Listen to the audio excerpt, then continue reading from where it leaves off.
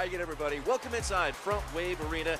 Great to have you here for the Ron Newman Cup playoffs presented by Verizon. It is the semifinals, and it's Chihuahua and Milwaukee, the 1 seed and the 5 seed. Chihuahua advancing Friday night in a close-fought, hard-fought victory over the St. Louis Ambush. Meanwhile, Milwaukee advancing last night with a victory over the Kansas City Comets. So it's Chihuahua and Milwaukee. We are set for a good one, Philly. I can't wait. To quote rock and roll legend Alice Cooper in the movie Wayne's World, Milwaukee means the good land. And that's exactly where the Wave are trying to get back to, the good land, in the hopes of bringing their city the 8th championship since the franchise was founded in 1984. But the Chihuahua Savage are a tough team. Their 4th season in the league, 4th straight semifinal. Back-to-back champions, they are an electric team. Neither team is going to make it easy for one another. But to quote the great wrestler Ric Flair, to be the man, you got to beat the man. Whoa! All right, and for the Chihuahua Savage, so many weapons are up and down their roster, but it's one player who wears number 9 who always seems to come through. They call him Hugo Puentes La Roca, which in English off Spanish means the Rock. This man is a walking, running, tall can of Red Bull. He has wings, and he likes to fly. All the emphasis on Jorge Rios, but Hugo Puentes is deadly. We sung the praises of Alex Sanchez for the Milwaukee Wave, a young player who has burst on the scene, but it is a veteran with the Wave who really made things hum yesterday against the Comets. IB26, Ian Bennett on the Mount Rushmore of the MASL. No big deal, only 500-plus points, 400-plus goals, and he had 4 goals in last night's game. This man might have been born in 1983, but at the rate he's going to play until he is 83. IB26 is electric. We've got a good one set up here in this first semifinal. Stay tuned. We've got Chihuahua and Milwaukee coming up in the Ron Newman Cup playoffs presented by Verizon on MASL TV.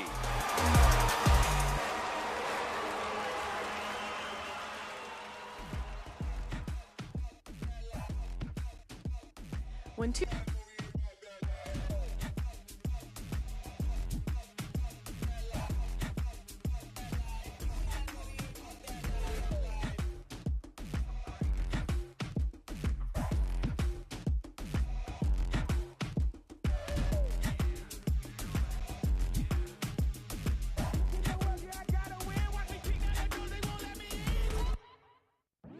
Indoor soccer fans, it's time to unleash a giant leap for fandom.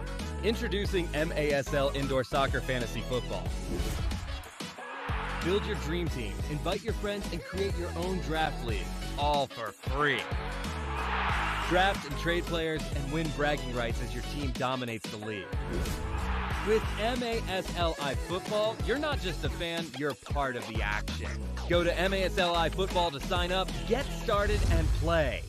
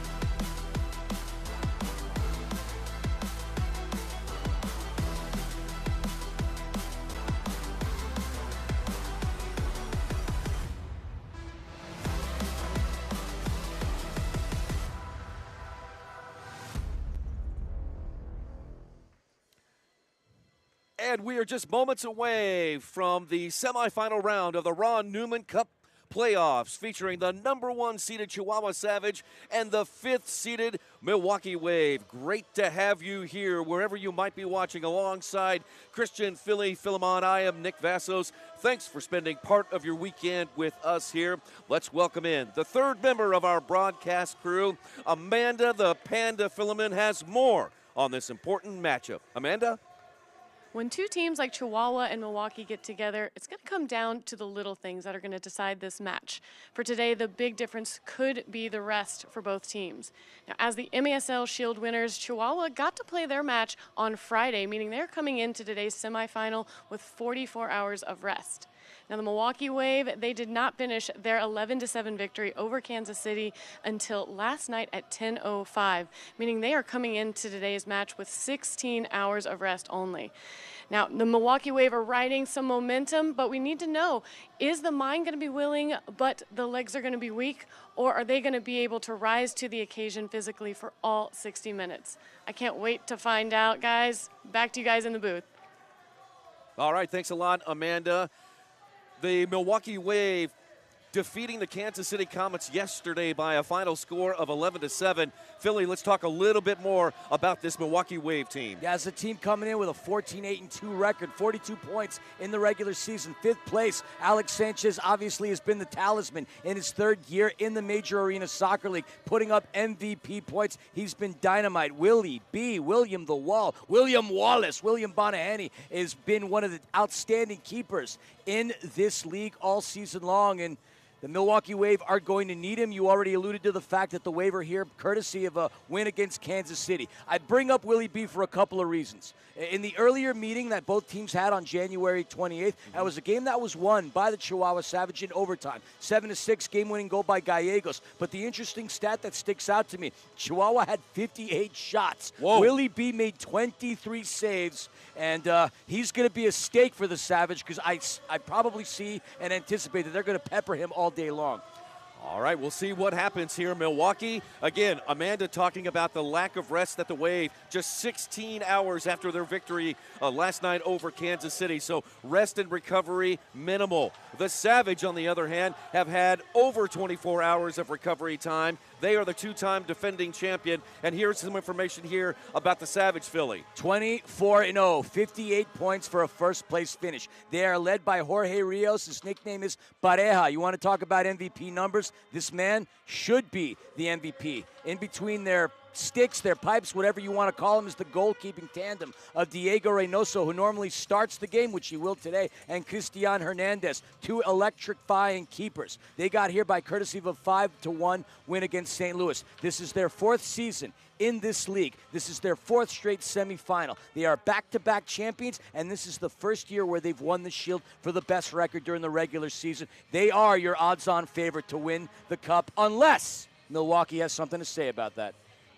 Yeah, interesting how they are using Diego Reynosa and Christian Hernandez, both of them in games. Let's give you the starting lineups first for the Chihuahua Savage. In goal, it will be Diego Reynoso. The 2 defenders, Escalante and Romero. 2 midfielders will be Jorge Rios and Brian Macias, and the forward, Hugo Puentes. Now for the Milwaukee Wave, in goal, it will be Willie B starting in goal. Chihuahua will have the ball first. Mario Alvarez, Tony Walls, Alex Sanchez, Ian Bennett, and Frank Tayu will be the starters for Milwaukee. And we are underway in Game 1 of this semifinal series in the Ron Newman Cup playoffs. Here is a steal, and Puentes fires a shot right off the bat. That one wide to the left. Macias gets it back to Puentes. Another shot, and Willie B makes the save. That shot coming off of the foot of Romero. Jaime Alejandro Romero, you had Hugo Puentes, you had Jorge Rios, all swarming around Willie B. Like they were in an ocean and he was bleeding and they were a bunch of sharks, but Willie B came out on top. Frank Tayu with some space here, looking for Alex Sanchez racing down the right side, and Chihuahua clears the zone. You bring up a really good point, Panda did, about the rest versus rust scenario. Ian Bennett, Frank Tayu, Willie B, Max Ferdinand. These are players that I hope were living in an ice bath last night because they are less than 24 hours from having played. The Chihuahua Savage, I didn't see them in the arena, Nick. I don't know if they went to Legoland, which is right down the road from where we are, but they looked relaxed and comfortable during their warm-ups, and they seem to be threading some passes very nicely already. It's very possible that some Milwaukee players were on the training table until the wee hours this morning getting treatment, trying to get ready for this semifinal game today. So little sleep here for the Wave, but they are out there on the blue turf of Front Wave Arena and battling Chihuahua, and a foul called on Max Ferdinand. It's good to see Willie B back up and running. He took a shot accidentally from Stefan Mijatovic in last night's game. Papa Hernandez sort of rolled over the top of that one. Willie B's got it in his mitts, and he lays it off to Sean Esqueda. The Squid, as they like to call him, and Well, one of those tentacles knocked it out of bounds, and the first mistake there for Milwaukee. It'll give a top-of-the-arc restart to Chihuahua. Just underway here at Front Wave. 13-12 left to play in this opening quarter. I can't believe we're in the Final Four. Between all four teams, we got, 35 championships. 2 for the Savage here, 7 for the Wave. Obviously, 16 Sockers, 10 Blast. Oh, there's a shot and a goal. It is Roberto Escalante with an excelente left-footed shot. Chihuahua 1, Milwaukee nothing. I might have made this comment the other day, but I'm going to regurgitate it. You're going to have to call the Department of Homeland Security for that one, because Escalante somehow smuggled a missile into the United States. What a shot. Wow. Fired it off of the set piece. Bopet Hernandez connects with him. He's got that left leg, and if that was a pitch, we'd call that one the pulverizer. So Escalante, the goal, and the assist goes to Papa Hernandez. 1-0. Chihuahua. Escalante, he was the MVP in the MASL Finals last season against the Kansas City Comets, picking up right where he left off. He loves getting into the playoffs. He is such a fun player to watch. Friday night, Chihuahua didn't get their first goal until the third quarter. Remember, we were scoreless between St. Louis and Chihuahua on Friday night. That seems like a long time ago, but Chihuahua off on the right foot here in game 1. And it was courtesy of that man. Well, no, actually not that man. Number 9, Hugo Puentes, was the one that really broke through. Number 14 on the Chihuahua Savage is Jose Gilberto Lopez, but Puentes was in the right place at the right time, taking a funny bounce off the wall. Nascimento fumbled it, and that was the catalyst for them going on their run. Chihuahua trying to clear the zone. Taking it back, here's Castaneda, crossing over, shot and a goal! Miguel Angel Diaz gives Chihuahua an early 2-0 lead, Philly. Such an unselfish play. I thought Castaneda was going to go for the attempt on his own. We take a look at that replay. He had it, but he found his teammate right to the right of him, Miguel Angel Diaz, the initials MAD, MAD, and that's exactly what the Milwaukee Wave are, going down 2-0, barely 3 minutes into the ball game. So not the start that the Wave were looking for. It is 2-0. You don't want to get too far behind this Chihuahua team that can score goals in bunches. Here is Rios. Back to Romero. On to the far side to Macias. Milwaukee knocks it away. Hoffman plays it forward to Correa. Correa into the corner with Medrano. Played it back to Ian Bennett. Bennett from downtown. Ding-dong rebound. Score! IB 26 is at it again. It is 2-1. Doing the IB 26 shuffle, his 5th goal in 2 days. Unbelievable. The shot bounces. He ricochets it. Let's take a look at that. He launched it practically from Ontario, Canada, where he's from. It took a funky little bounce, an indoor soccer-esque goal, but Ian Bennett made that happen. And what a quick answer. Cutting into this lead, it is now 2-1. Ian Bennett with his 5th playoff goal to lead all players so far in the Ron Newman Cup playoffs this year. He likes to utilize the motto, bless up, and bless up is exactly what happened. Chihuahua knocking it out of bounds, giving it right back to Milwaukee. 11:40 to play in this opening quarter. Our officials this afternoon, Kyle Trimble is the crew chief. 15th year in the MASL in his 28th playoff game. Elvis Osmanovic is the referee. He is in his 7th MASL season, and this his 2nd playoff game. 2 veteran referees, as well as Joe Salinas. He is the assistant referee this afternoon. I'm going to give a shout out to all the Wave fans that are hanging out at the watch party at the Doghouse Beer Garden in Franklin, Wisconsin. Hopefully y'all are out there in full effect, having a good time. Your Wave, making some waves here. Romero looking for Macias in the corner. Now the Wave jumps in to dig it out. Stuart Grable is in there along with Javier Steinwasser. And now Tony Walls will lift it back to Chihuahua territory. Both teams go for wholesale changes. Steinwasser's both brothers, Javi and Alex, had really good games against Kansas City the other night. Yes. They were a big part of that dub. Boy, Escalante sent a low missile in there. And on the short hop, Tony Walls sent that one up into the netting. It'll be a corner kick for Chihuahua, but Tony Walls helping out his keeper right there. And Willie B's going to need all the help he can get. Like I said, he faced 50-plus shots in their last encounter, making 23 saves. Escalante feeds the corner for Puentes. Correction, that's Moises Gonzalez. Away from the goal, back to Escalante, right back to Moises. Marked by Escueta. Here's Escalante, changes the point of attack and goes to the right side, and then right back to Roberto Escalante. Kind of pops one up into the air, took a funny hop off the carpet, and then in the corner is Leal. Leal away from the goal to Escalante, fakes a shot, sends it out to the right to Hernandez. Popper chips it forward for Moises Gonzalez. Breno Oliveira is there, and Gonzalez goes down, holding his left knee.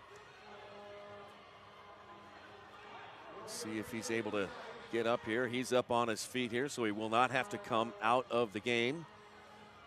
That rule change this year, I think, has been one of the most effective rule changes that they've made in the MASL. If a player stays on the ground for more than, 30 seconds, I believe, he has to come out of the game.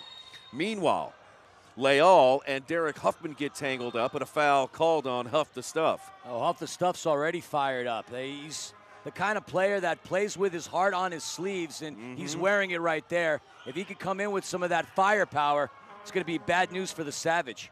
Long ball played into the middle. Valle couldn't catch up with it. Off the boards, and Escueta lifts it up to the half line. Headed back towards Wave territory, picked up by Hernandez. Popper, couple of touches, forward, a soul roll.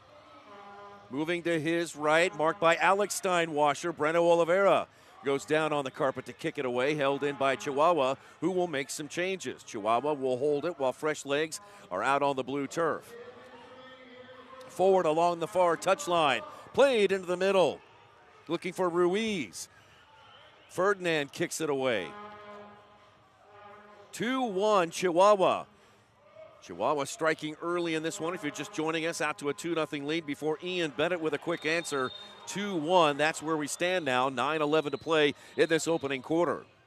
And yeah, foul called on Arturo Valle moments ago for the push-off. No question about the foul.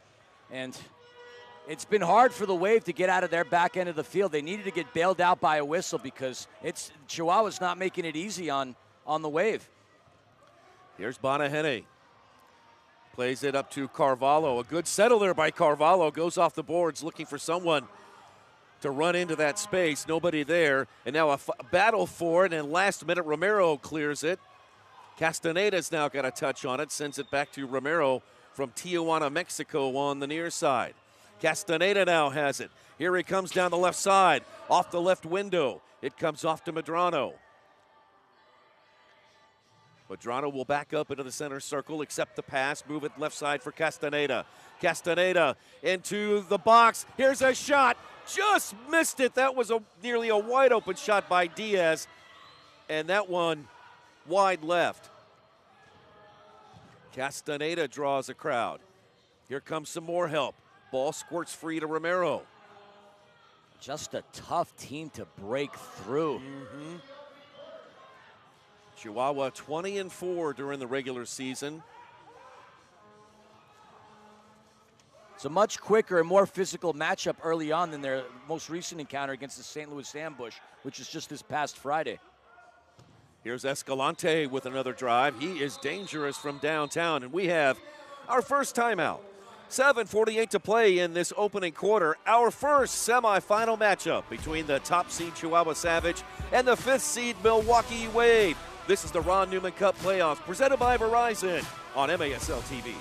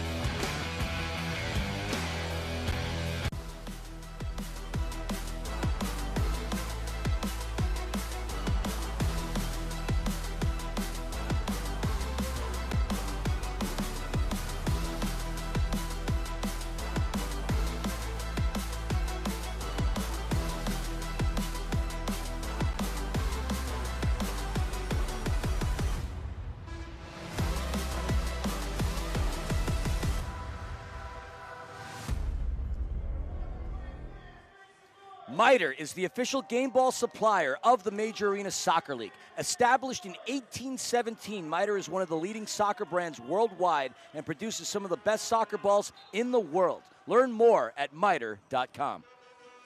A long ball into the last third of Chihuahua. Reynoso, all he could do was come off his line and knock it out of bounds. As a result, it'll give Milwaukee a chance here at the top of the arc. You got both Frank and Ian lining up on that left side. That's a dangerous spot. Nobody there on the right, though.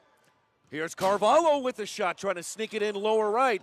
Another shot, and that one had to be saved by Reynoso. Carvalho was a bit deceptive as he found some space. What a game he had the other night.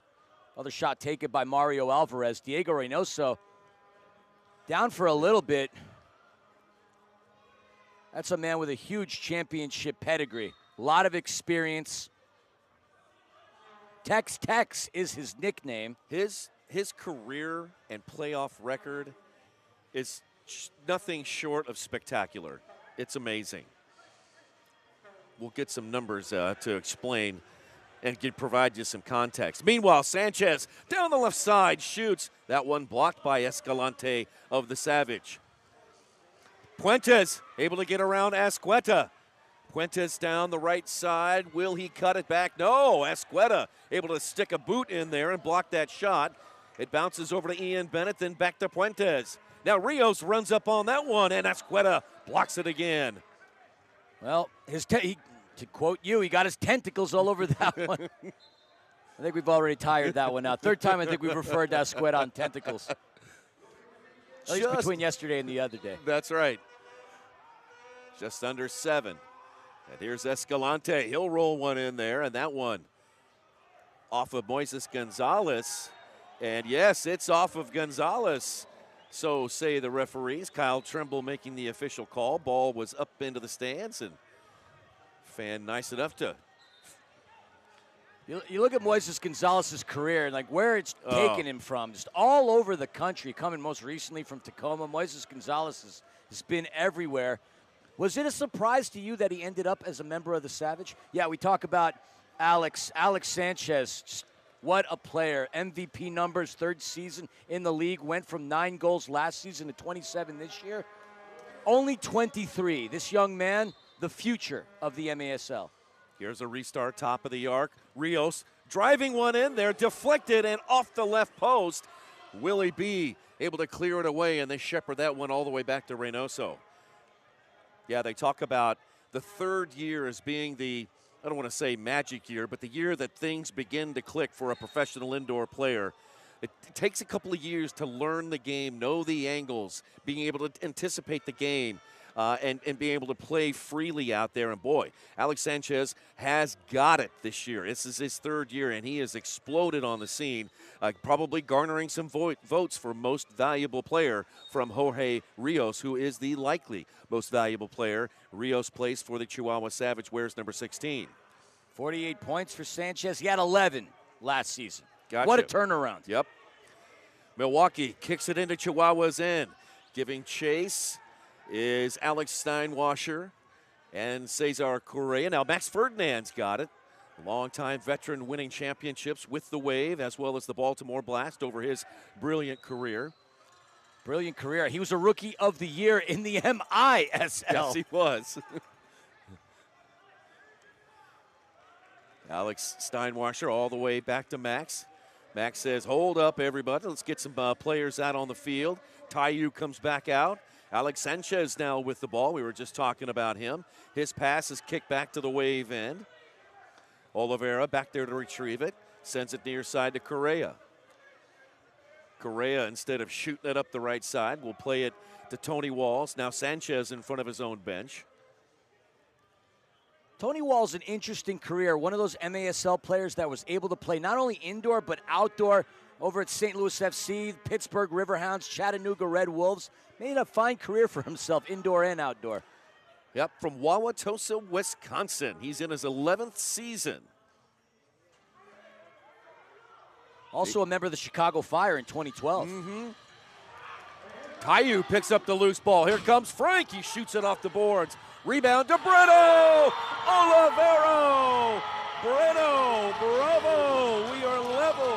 at 2. Bravissimo Breno. He was frustrated and flustered last night, missed a couple of sitters, but he wasn't going to be denied right there. Diego Reynoso may be an outstanding keeper, but his legs aren't long enough to make that kick save. We can call that a Wallace score to a certain extent. Never mind, Breno did have the touch, but quick answer, quick goal, 2-2, 4 goals in the first quarter. Told you this was going to be an exciting game, and it's not letting us down. Taiyu had 1 goal and 1 assist in the game last night against Kansas City. He picks up another helper, this time sending it to Breno, who scores his first playoff game this year. Breno, career highs this season. He's maturing into his own as a player in the MASL. Ian Bennett chasing the ball into the right wing corner, and Reynoso, another mistake. Kicks it out of bounds for the second time. This will be another restart at the top of the arc for Milwaukee. Here comes Frank. Here comes Alex. And Ian Bennett remains out there as well. Frank wearing that number 70 due to his brother Uzi Taiyu. We referenced it last night. Uzi's fine. Uzi's fine, yes. Oh, an absolute rocket. Rattles the glass from Carvalho. I mean, that came out there with a sense of violence from Carvalho. Near side to Alvarez. Super Mario down into the corner to Frank. Frank looking for the Wallace scorer once again. Kicked away by Chihuahua. Alvarez picks up the loose ball, changed the point of attack. Ian Bennett. Milwaukee will reset. Carvalho's going to go off, and Cesar Correa comes on. Reynoso bangs it off the boards. Gets it to a teammate. Here comes the Savage. Castaneda leads the break. Castaneda over to Puentes. And then Puentes cannot find the right angle. Willie B picks up the change. Just too much spacing. Castaneda had Puentes, but just gave him too far of an advancing pass. And as talented as La Roca is, there's no way he would have been able to make that play with the spacing he had. Escueta, a long ball into the corner to Huffman. Huffman goes Wallace scorer, and Reynoso scrambles off his line to pick it up. Reynoso, a 2-time MASL champ, winning with Savage last year, back in 2015 with the Monterey Flash. It's a man who's appeared in 6 Ron Newman Cup finals. If there's anybody that has experience winning and getting to the finals, it's him. Diaz to Puentes, and Puentes cannot find the target. Ball still pinballing around in the left wing corner. Sanchez is there along with Rios. And Rios comes away with the ball, plays it to the center circle. It is Macias. It's the second time we saw Puentes with a nice shot. He must have something for that C3 insurance sign, because his shots have gone right there and not close to Willie B. Missed left 3 times so far in this contest. Macias and Tony Walls digging in the boards. Tony Walls comes away with it, able to get it to Huffman. Oh, that was blue-collar work right there. Taking credit with his lunch pail. That was not easy for what Tony Walls had to deal with. Well, you're right, Philly. It's going to be those types of plays that don't show up on the score sheet that may decide the difference in this game. Here is Puentes to Rios. We are level at 2. 2.5 to play in the opening quarter. To the top of the arc. And it rolls through. Milwaukee picks it up. Escueta accepts the pass in the midfield. Gets it over to Javi Steinwasser in front of his own bench. And the Wave will cycle up their offense. Get some changes on the floor. Some high pressure from Chihuahua. Off the boards on up to Frank. Taiyu lost the handle on that one. Escalante over to Macias and then back to Escalante. The fine defender from Chihuahua back to Macias. And then up the far touchline to Moises Gonzalez. Here's Romero. Sidesteps one defender. Forward to Papa Hernandez. Inside the Milwaukee yellow line. Popper moving to his left. He'll shoot. Blocked out of bounds off of Ferdinand. And with 1:42, it'll be another restart coming up for Chihuahua. Has some left to right action for Pope Hernandez, but great defense by Ferdinand denying the advancement. Ruiz and Escalante behind the ball. Ruiz flicks it back to Escalante off the glass. Into the right wing corner. Cleared away by Milwaukee. Held in. Shot! Goal! Top shelf where Grandma keeps the cookies.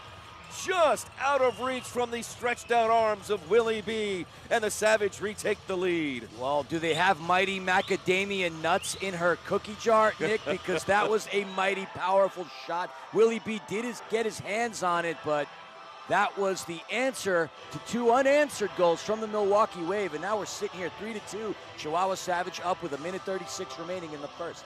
Jorge Leon from Tijuana, Mexico in his second season bags the goal and gives the Savage a 1-goal lead. 90 seconds to play in this opening frame. He's a player who's gone back and forth between the main club and Chihuahua Savage too. He's become an outstanding player for this M1 side. Willie B rolls it out to Stuart Grable. Grable in his 9th season. He has been a mainstay on the Milwaukee side for many, many years and a productive defender from Neenah, Wisconsin. Over 170 games played in his career. Product of UW Green Bay and FC Milwaukee. He's seen some stuff in his tenure in this league. IB 26, back to Max Ferdinand. Now Ian Bennett, also the team captain. Back to Ferdinand.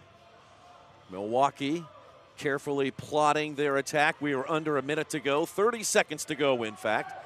Willie B, a pass across the half line. Quickly up to shot and a save. That was off the foot of Lopez. Now Ruiz trying to get the rebound. Milwaukee gathers it up, 16 seconds. Can the Wave do something here? Chihuahua scrambling back defensively. Near side Carvalho. Carvalho away from the goal to Walls. 5 seconds left. A drive from Correa is kicked long, and that'll do it for our first quarter action. And we've got a good one in this first semifinal.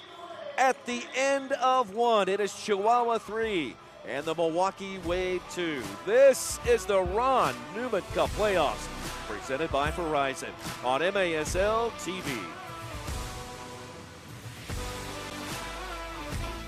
Not really big into committing to things. I usually stop binging the show halfway through the first episode. I mean, remember when my hair was blonde for like 2 seconds? But when Verizon announced that I could lock in a low price for 3 years for both phone and internet, even if I'm already a customer, I was like, duh. I think 3 years in the future, Pete will be very proud of my decision. Look at me grow. Come on!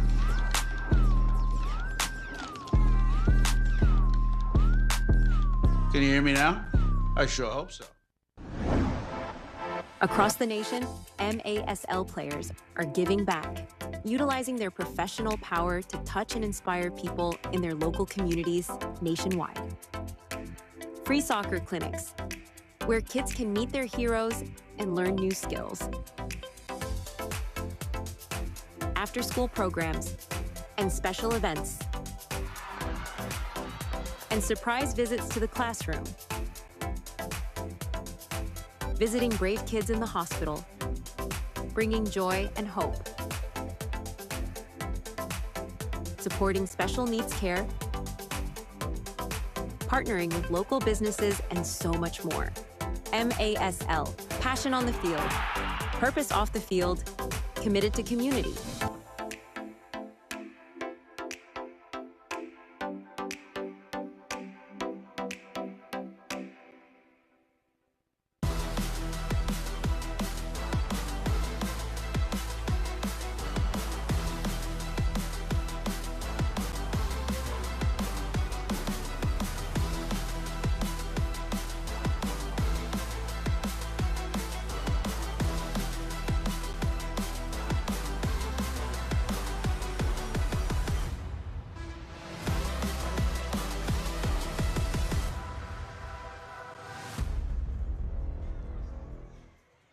So much that we can say about the Chihuahua Savage. They really are a top-notch franchise. Their 4th straight appearance in the MASL Semifinals. Back-to-back Ron Newman Cup champs. They won the Shield for the best record in the league for the first time this season. And yes, Jorge Rios is a big part of that. So many goals, so many assists. But the differences between him and a player like Alex Sanchez is Rios only played 7 games last season. The Savage still won. Yeah. You take him out, they're still a threat. With Alex Sanchez, on the other hand, you remove him from Milwaukee, and you're looking at a completely different team. So for whatever that's worth as far as the MVP race, sure, the proof is in the pudding. I love Jorge Rios. Pareja, I tell him that all the time I see him. But Sanchez, in his third season, makes a very strong case in his own regard. The Savage have 13 players who have scored double digits, to give you an idea about just how deep this Chihuahua team is. Here's Javier Steinwasser with a drive. That one blocked by Miguel Diaz. And that's going to leave a mark because Miguel Angel Diaz really took a fireball, if you will, to the back. He's got a new miter tattoo on his body. I got it for free. Sanchez. Off the glass. Up top, Breno. No. Romero plays it long, looking for Puentes. Puentes, will he slot it to the right? No, he'll go for glory. Willie B makes the save and then kicked out of bounds. Teamwork makes the dream work. Willie B made the block, and then Ferdinand denying another opportunity, because that was one of those uh-oh moments if you're a fan of the Milwaukee Wave, but the defense came through. Fuentes had Castaneda to the right, but opted to shoot it himself. Restart in the left wing corner. Back down to Escalante, who bangs it off the boards. And Milwaukee trying to come out on the counter. Here's Javi Steinwasser, and he gets tripped up. No call, both teams play on. Steinwasser back up on his feet and picked up by Breno Oliveira. The Waves set up their offense with 13:53 to play until halftime. Excellent defense by Moises Gonzalez, denying Steinwasser of that run on the right side. Oliveira, marked by Gonzalez. Wall pass forward to Huffman. Huffman turns and fires. Not a lot of pace on that one. Reynoso. Easy save from his vantage point. Up and throwing, and the left-hander sends it forward, looking to find his teammate, but the Wave take it right back, and they bang it to Willie B. Not only do they take it back, they nearly took out a referee. Long pass for Alvarez. Alvarez deep in the corner. He leaves it for Steinwasser, and then Alvarez tried to flick it on. And here comes Macias. Brian Macias, full flaps. He'll stop right on the half line and play it back to Lopez. Such an outstanding player, Brian Macias. Nicknamed Flaquito. That means skinny in Spanish. And very underrated player, but he has been such a talent throughout his tenure in the indoor game.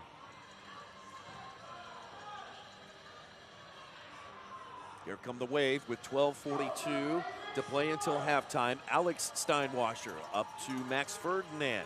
Ferdinand rolls it into the corner for Carvalho, marked by Escalante. Away from the goal, back to Alex Sanchez. One touch, thought about it. He'll back it up and try again, moving to his right. That one deflects off of Chihuahua into the twine, and once again, level at 3. Were we just talking about him a moment ago? The 23-year-old takes it on his own, fires it. It does take an unfortunate deflection off the Chihuahua Savage, but what a shot. That's as indoor of a goal as you can possibly get, and huge answer. We're tied at 3. Wow, what an amazing start here for the Milwaukee Wave and the Chihuahua Savage. Great game, almost as exciting as the game that we had between Kansas City and Milwaukee last night. Just goal after goal. One team scores and the other answers. It's a fun one so far here at Front Wave Arena. Alex Sanchez, Chi-Town's finest out of Chicago, played collegiately at Roosevelt University in Chicago. That's in the NAIA. God, what a season he's having. He's also having a strong postseason as well. Fuentes into the corner looking for Ruiz. And Ruiz whistled for the foul, shoving down Cesar Correa.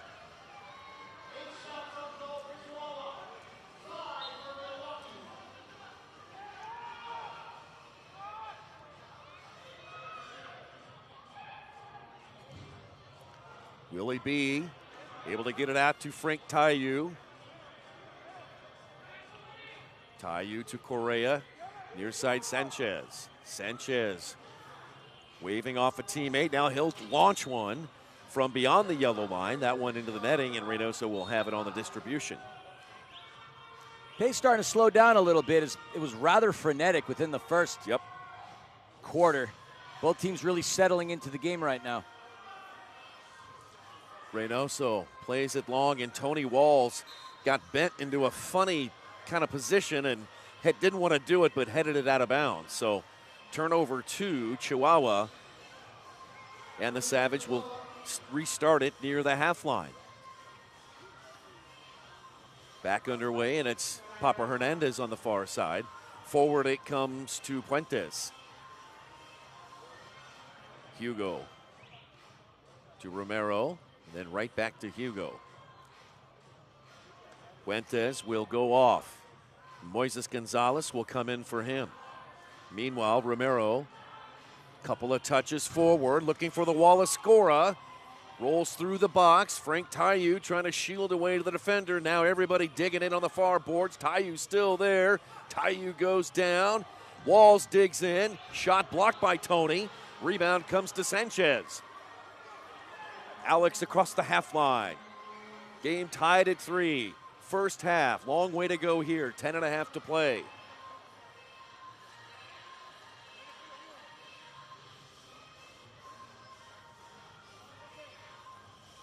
Javi Steinwasser.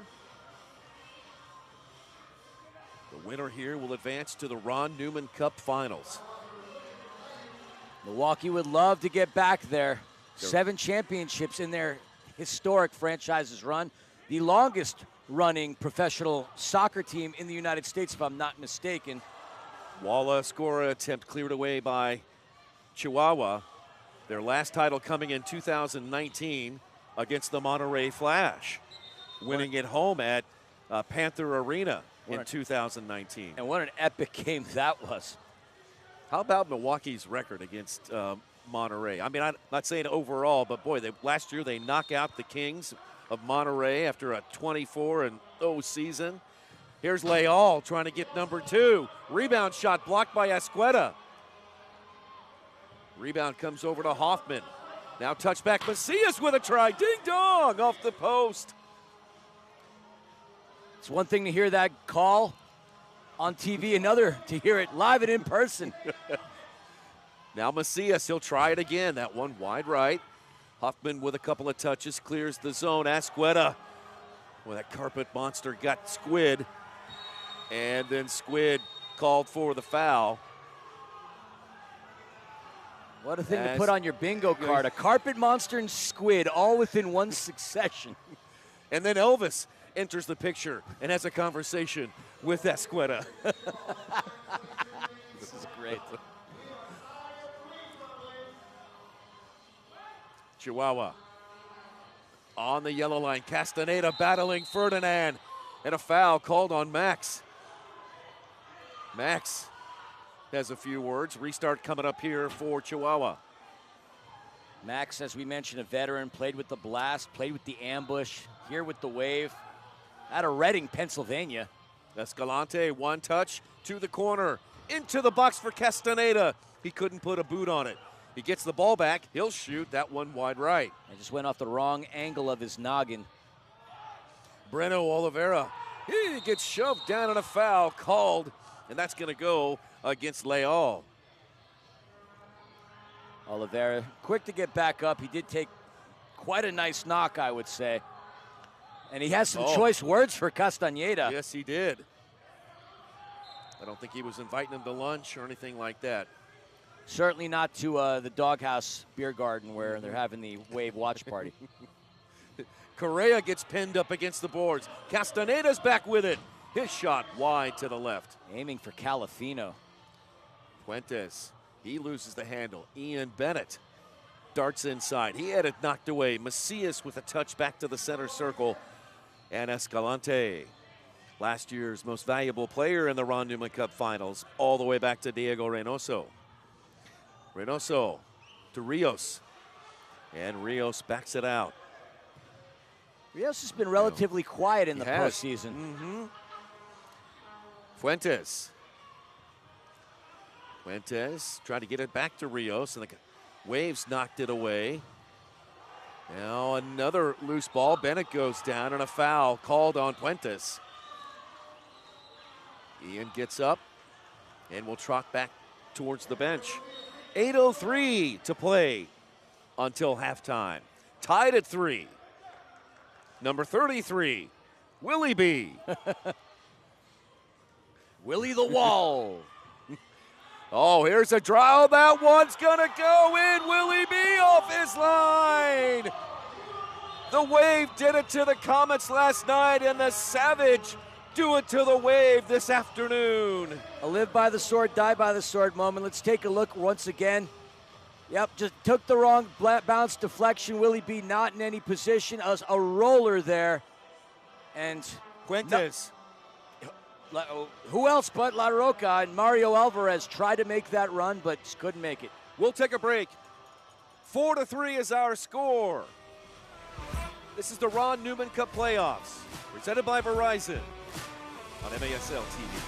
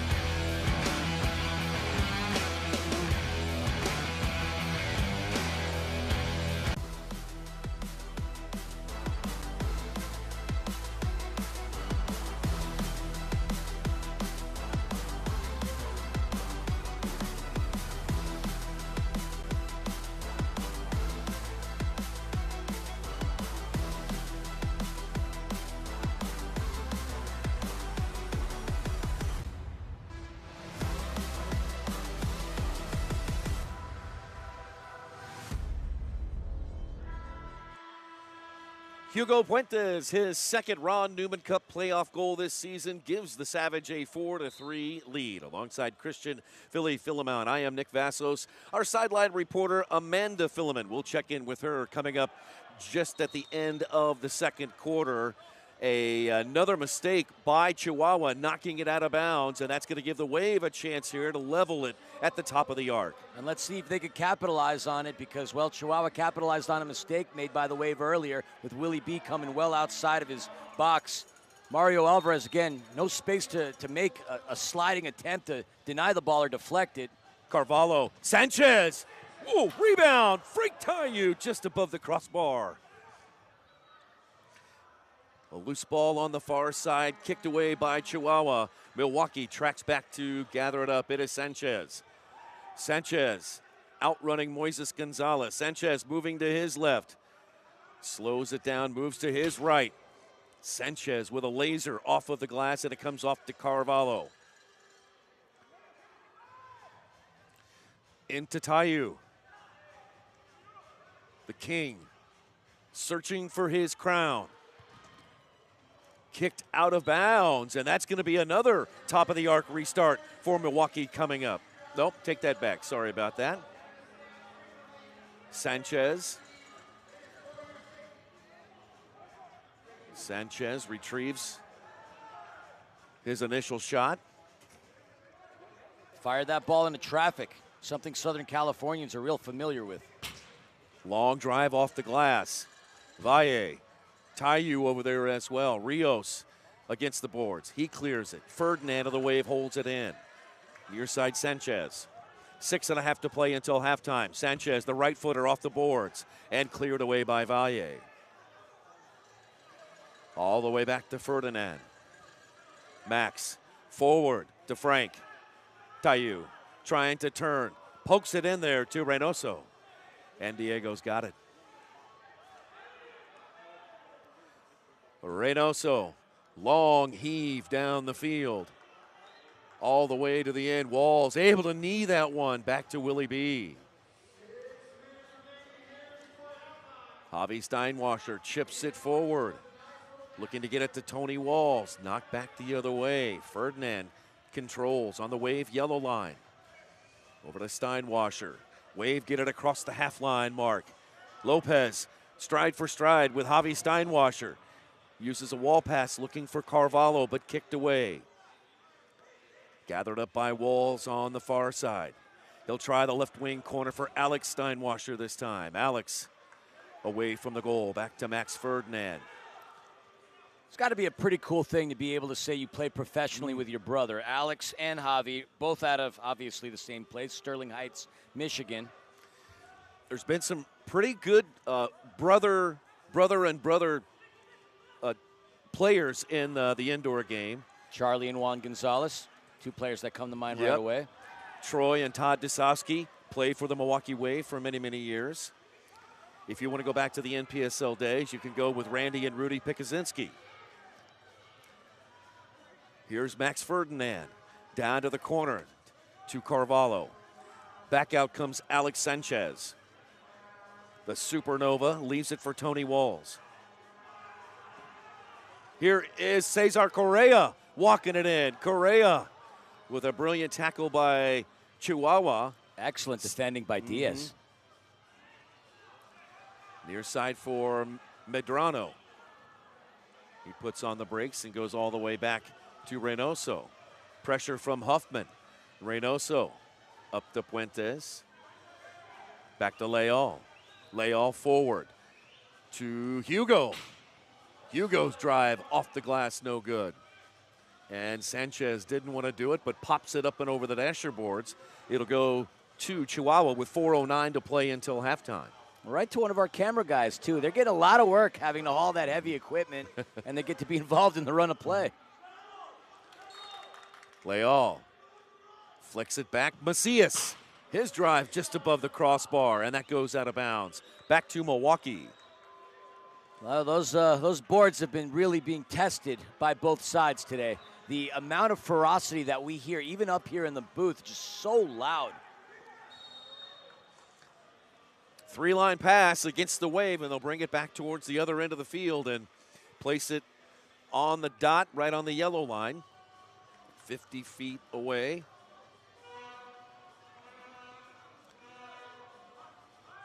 Two men on the wall for the Wave. It's Huffman and Javi Steinwasser. Macias will trigger the restart. That was the man to watch, Escalante, who was wide open for a moment until Breno had the wherewithal to make that play and get in front of Escalante, who already has a goal in today's game. Breno called for the foul.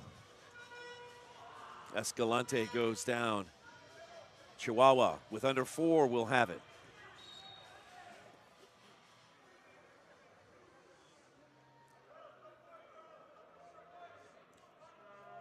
Elvis Osmanovic, our referee, sets the ball in place.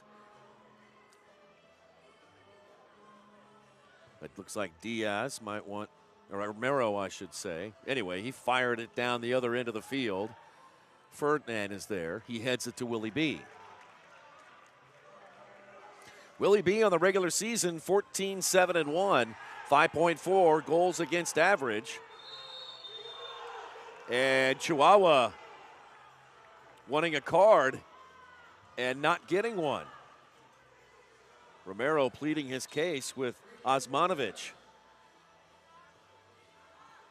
Restart to Macias.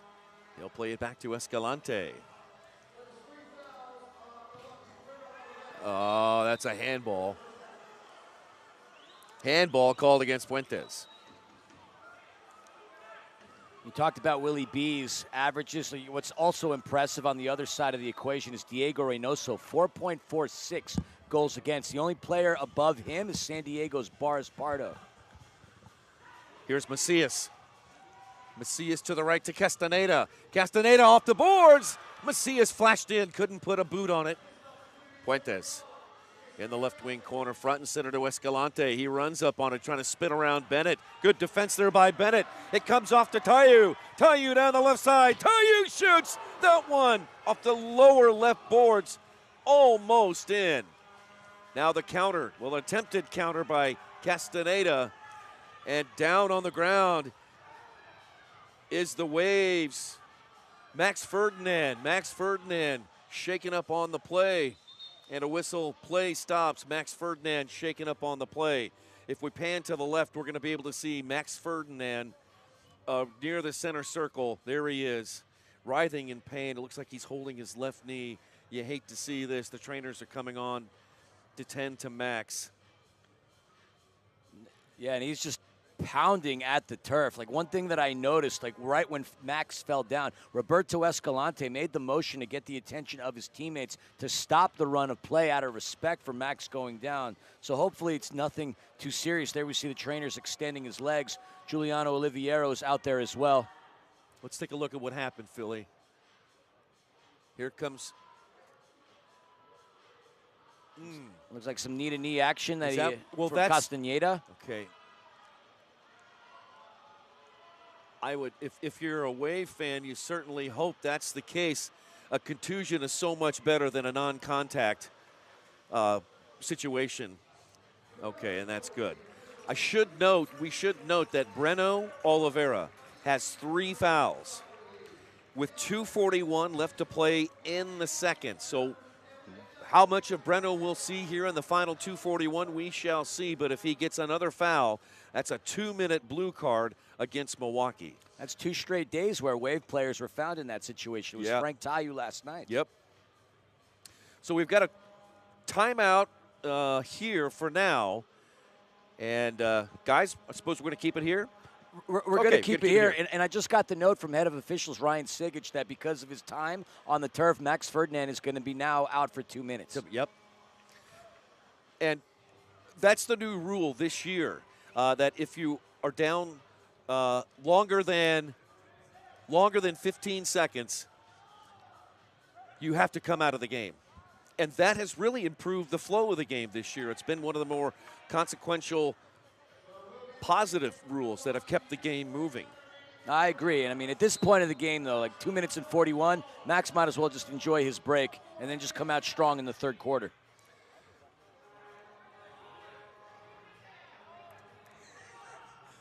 Diego Reynoso. His heave to Moises Gonzalez. Coming up, we are going to send it down to Amanda Filliman when the first half is over to check in with Milwaukee's head coach, Giuliano Oliviero. We'll check in with Amanda coming up here in just a moment. Meanwhile, play continues here. Savage leading 4-3. 2:19 to play in the first half. That one scraping the rafters here at Front Wave Arena and landing in the breadbasket of Willie B. Always great to hear from Jules. Asked him earlier today if the Wave were fortunate enough to make it to the finals and they win, how many titles would that be for him as a player and a coach? And he said 5, so see what happens. Wow, great nugget there, Philly. And, of course, he played for Keith Tozer and learned from the best. Tozer, one of the most accomplished coaches in MASL and North American soccer history. Rios' shot missed, and Jose Gilberto Lopez took a moment to lay down on the turf, but had he stood up, he had a wide-open look.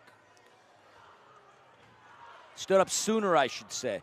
This is Lopez. Now here's a shot that went up into the glass off the foot of Ruiz. And Willoughby will have it on the goalkeeper distribution. 1:21 to play until halftime. One last nugget for Jules. One cap with the Canadian senior team in 1995 in a friendly against Chile.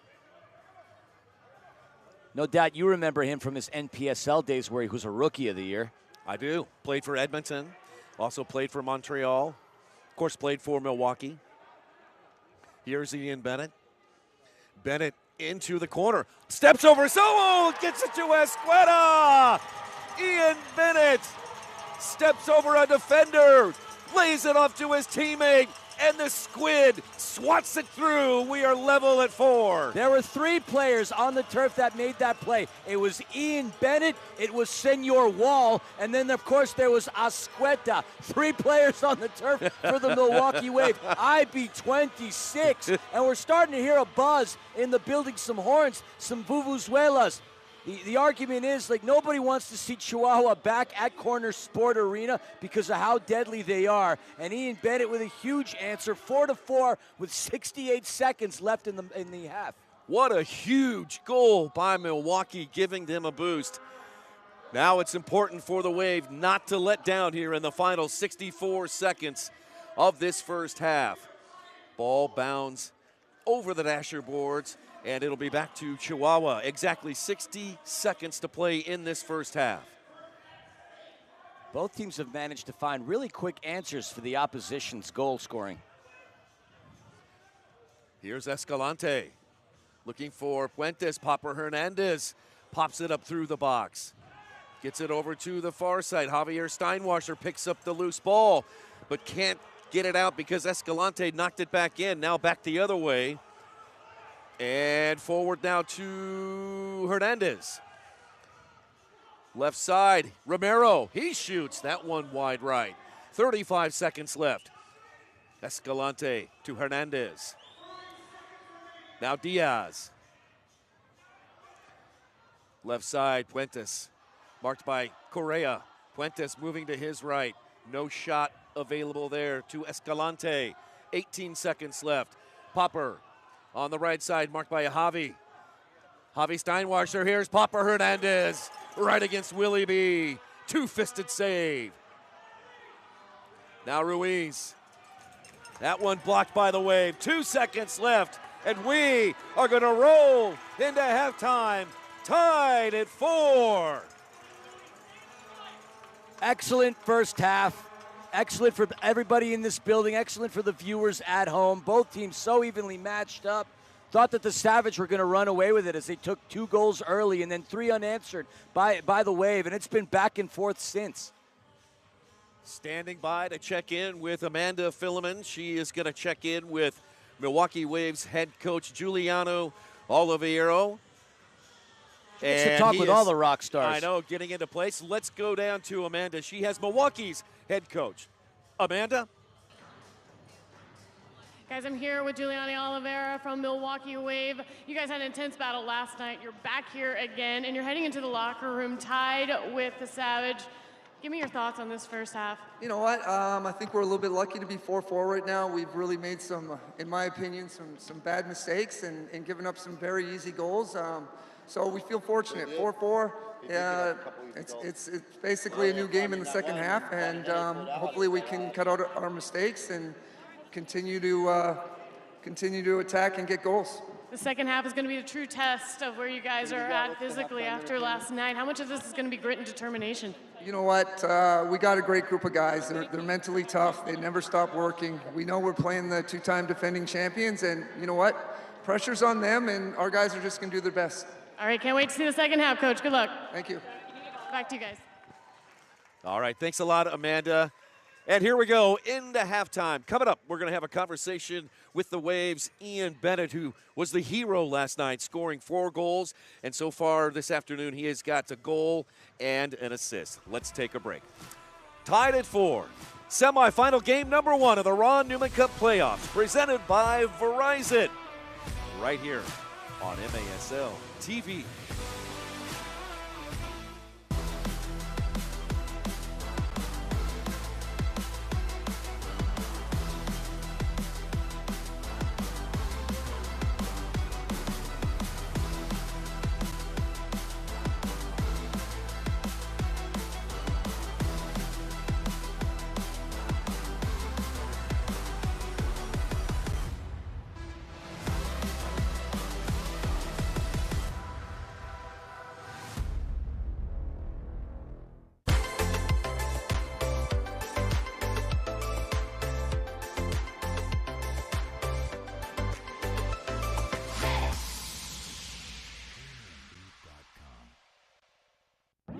Indoor soccer fans, it's time to unleash a giant leap for fandom.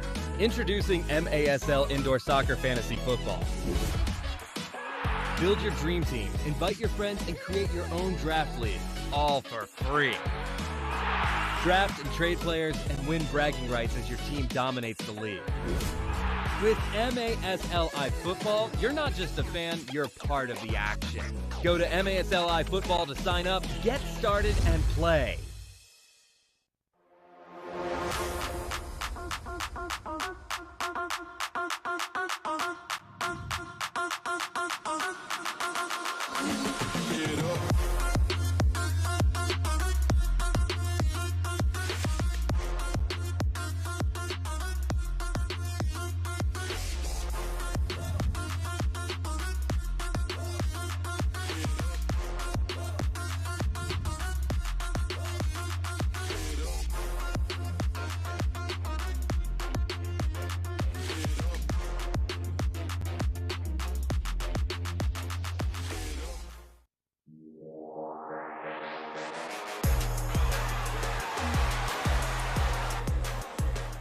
And this is the Major Arena Soccer League. We are here at the Ron Newman Cup playoffs at Front Wave Arena. And we are joined by 4 owners of the Major Arena Soccer League. Managing partner for the Empire Strikers, Jeff Burham, on to my right. Shelley Clark, co-owner of the St. Louis Ambush. Lane Smith, owner of the Tacoma Stars. And managing partner of the Kansas City Comets, Brian Budzinski. Welcome to all of you. It's a rare opportunity that we have an opportunity to chat with all of you when we all get together here in the playoffs. It really is a great opportunity. And you have owner meetings when you all get together at this time. And Jeff, let's begin with you here. Tell us a little about what goes into owner meetings when we're here in Oceanside, California. Well, first of all, it's been beautiful weather in San Diego. What a great place to host the league meetings. I don't get to see my friends in the league very often. So we always start by getting together and just getting caught up with our families and our, the stories of what happened during the season. We always have good and bad stories to share with each other, to learn from each other. But, we obviously were excited this time because we had a big announcement with the new Verizon sponsorship that I can tell you really has made a difference in not only our belief system, but hopefully our fans as well. Mm-hmm. Social media is such a big part of businesses these days. It's a big part of our lives, and it's a big part of sports. Shed a little light on how the MASL has been able to reach people through social media this year. I think our players are real key elements to this. We can only do so much as owners, but the stories of the players are so unique in our league. The more they engage, the more they tell their stories, the more that shows the excitement, the quality of the talent that they play. It's only going to grow our league. So it's really been about activating all the players around the league to have them tell their stories, show what they do during the day, what kind of coffee they drink, what kind of fruit they eat. All that stuff are great stories. Everybody wants to know that. Well, we all know there's a lot of competition on the field. And Shelley, as we turn to you here, first off, congratulations on the Ambush this year. Turned it around in such a great way, 7-2 to finish the season, qualify for the playoffs. Really proud of the Ambush side and what they've been able to accomplish. So congratulations to you and your team. Thanks, Nick. I appreciate that. Yeah. But let's the competition on the field, and some might say, how about competition in the owner's box? Tell us how the owners maybe work together as one team as opposed to thinking that you might be at odds with one another, right? Yeah, I mean, obviously, on the field and what goes on, record-wise is one thing. And we're all competitive. We all want to win. There's no question about that. But when it comes to getting beyond that side of things, we all know that if I don't have a great partner and these gentlemen standing around me, that I'm not going to be here. I don't have the ability to play by myself or even with 2 or 3 teams. I've got to have the whole crew. And so because of that, we as owners are able to turn off that competitive side for the most part and be able to sit down at the table and say, what do we need to do? How do we grow this? How do we take it to the next level?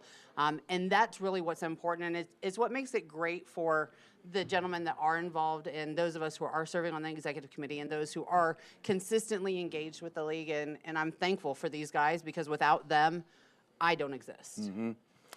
Lane Smith, owner of the Tacoma Stars. Lane, you have been such an integral part of the Major Arena Soccer League, a real key player in our league. And unfortunately, your team didn't qualify. But boy, I tell you, your team is so much better than your record reflected this year. It's been a tough year in terms of traveling from the Pacific Northwest to all across the country. But congratulations to you and your team and how well you have done this year. I'm curious, when you're inside the owners' meeting and all of you are discussing sometimes difficult topics, how do you get through that? How do you get to a decision? How do you build consensus and grow the league and move it forward?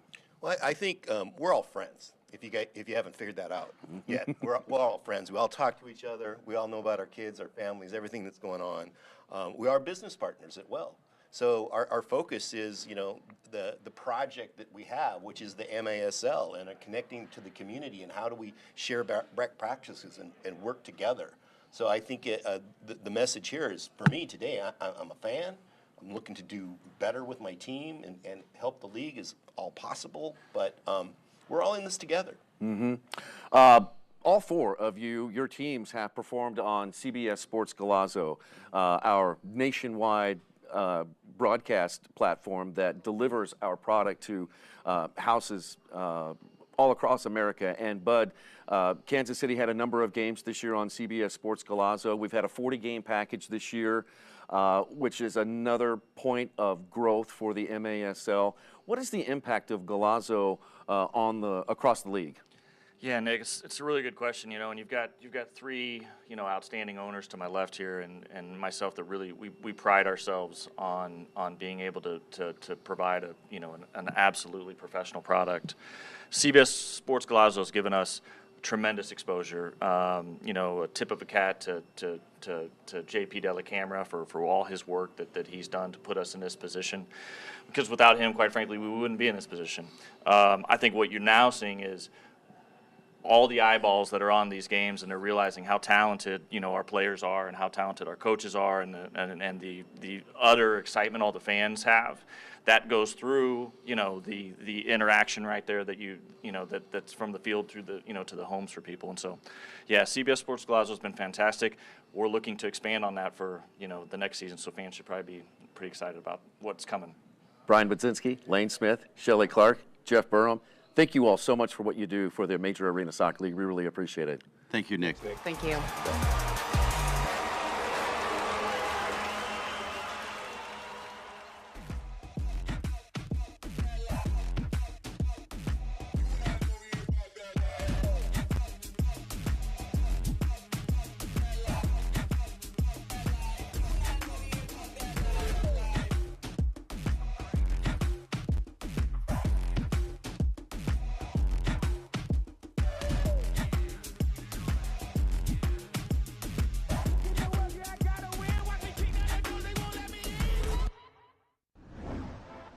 Across the nation, MASL players are giving back, utilizing their professional power to touch and inspire people in their local communities nationwide. Free soccer clinics, where kids can meet their heroes and learn new skills. After-school programs and special events. And surprise visits to the classroom. Visiting brave kids in the hospital, bringing joy and hope. Supporting special needs care, partnering with local businesses, and so much more. MASL, passion on the field, purpose off the field, committed to community.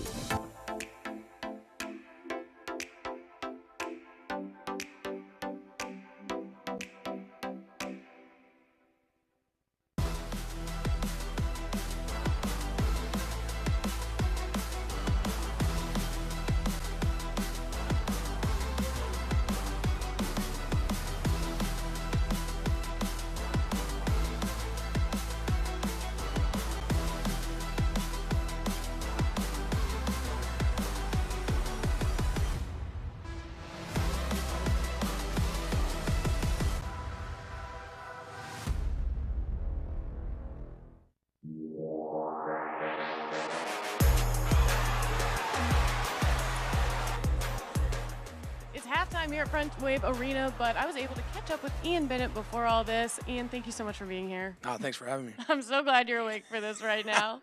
Let's talk about last night. So it was a back and forth affair. Can you walk us through the emotional ebbs and flows from Casey's opening goal to the disallowed goal to the fourth quarter where you guys were able to finally put it away? You know what's crazy? It's nothing surprising when playing Casey, man. The comments, man, they always bring it. We always bring it. It's a rivalry. Anything can happen. So it was just a good game. Obviously, kudos to them. They fought hard. We fought hard as well, and we kind of pulled it off. So it was a good result. You didn't kind of pull it off. You definitely pulled it off. Yeah, but they didn't stop playing, though, man. I was trying to take, like, the fourth quarter off, but they kept coming, so we had to get in there. So we got it. You stuck it in there. And, you know, hey, as a great athlete, rising to the occasion is what you do, and you did that last night with 4 goals at the end of the game. Amazing performance by you. What can we expect from you and your teammates today? Yeah, this is a big one. You're going against the number 1 seed, right? A juggernaut, man. They know how to play indoor soccer. It's in their blood. So we just got to bring it. And honestly, we got to bring it for 4 quarters and limit our mistakes. And I think we'll have a good chance of winning this game. All right, let's expand on the narrative for today, and it's rest, which is something you haven't had a lot of. A quick turnaround today. Talk about the challenges that presents to coming into today's matchup. Yeah, rest and recovery, right? We brought 4 trainers. We put them to work. I felt bad. Like, we're in there in the middle of the night, and they're working hard. But, I mean, that's what their job is, and our job is to perform. So they did a great job getting us ready. And then, honestly, it's my job to try to bring the energy.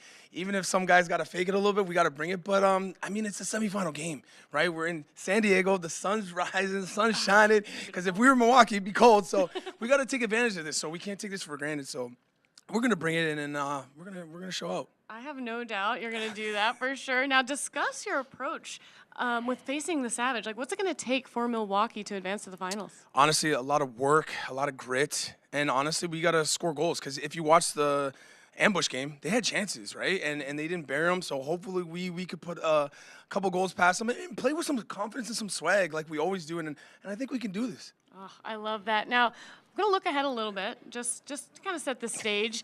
You haven't played the Sockers this season. You've played the Blast. Have you guys thought about scenarios, you know, if you do make it to that final, on who you might want to play or how that could play out into your advantage or disadvantage? I think, honestly, against Baltimore or San Diego, I think San Diego would be awesome because, obviously, we get back to this beautiful weather. But, honestly, we're just trying to get there and see what happens, right? And then we can think about that stuff ahead. But, honestly, right now we're just focused on Chihuahua, and we got to get past them, and it's going to be tough. Absolutely. Ian, I could talk to you for hours. I love that, but I know you've got a lot of work to do. So good luck to you, your team, and the rest of this match. Thank you so much. All right, thank you. Back to you guys.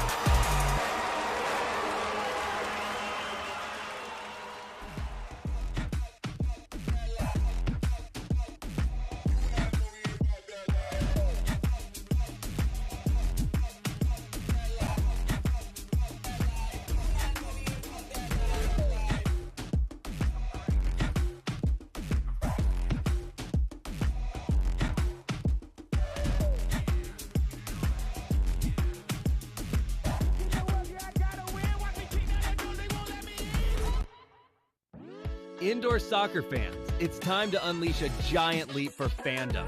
Introducing MASL Indoor Soccer Fantasy Football. Build your dream team, invite your friends, and create your own draft league, all for free. Draft and trade players and win bragging rights as your team dominates the league. With MASLI Football, you're not just a fan, you're part of the action. Go to MASLI Football to sign up, get started, and play.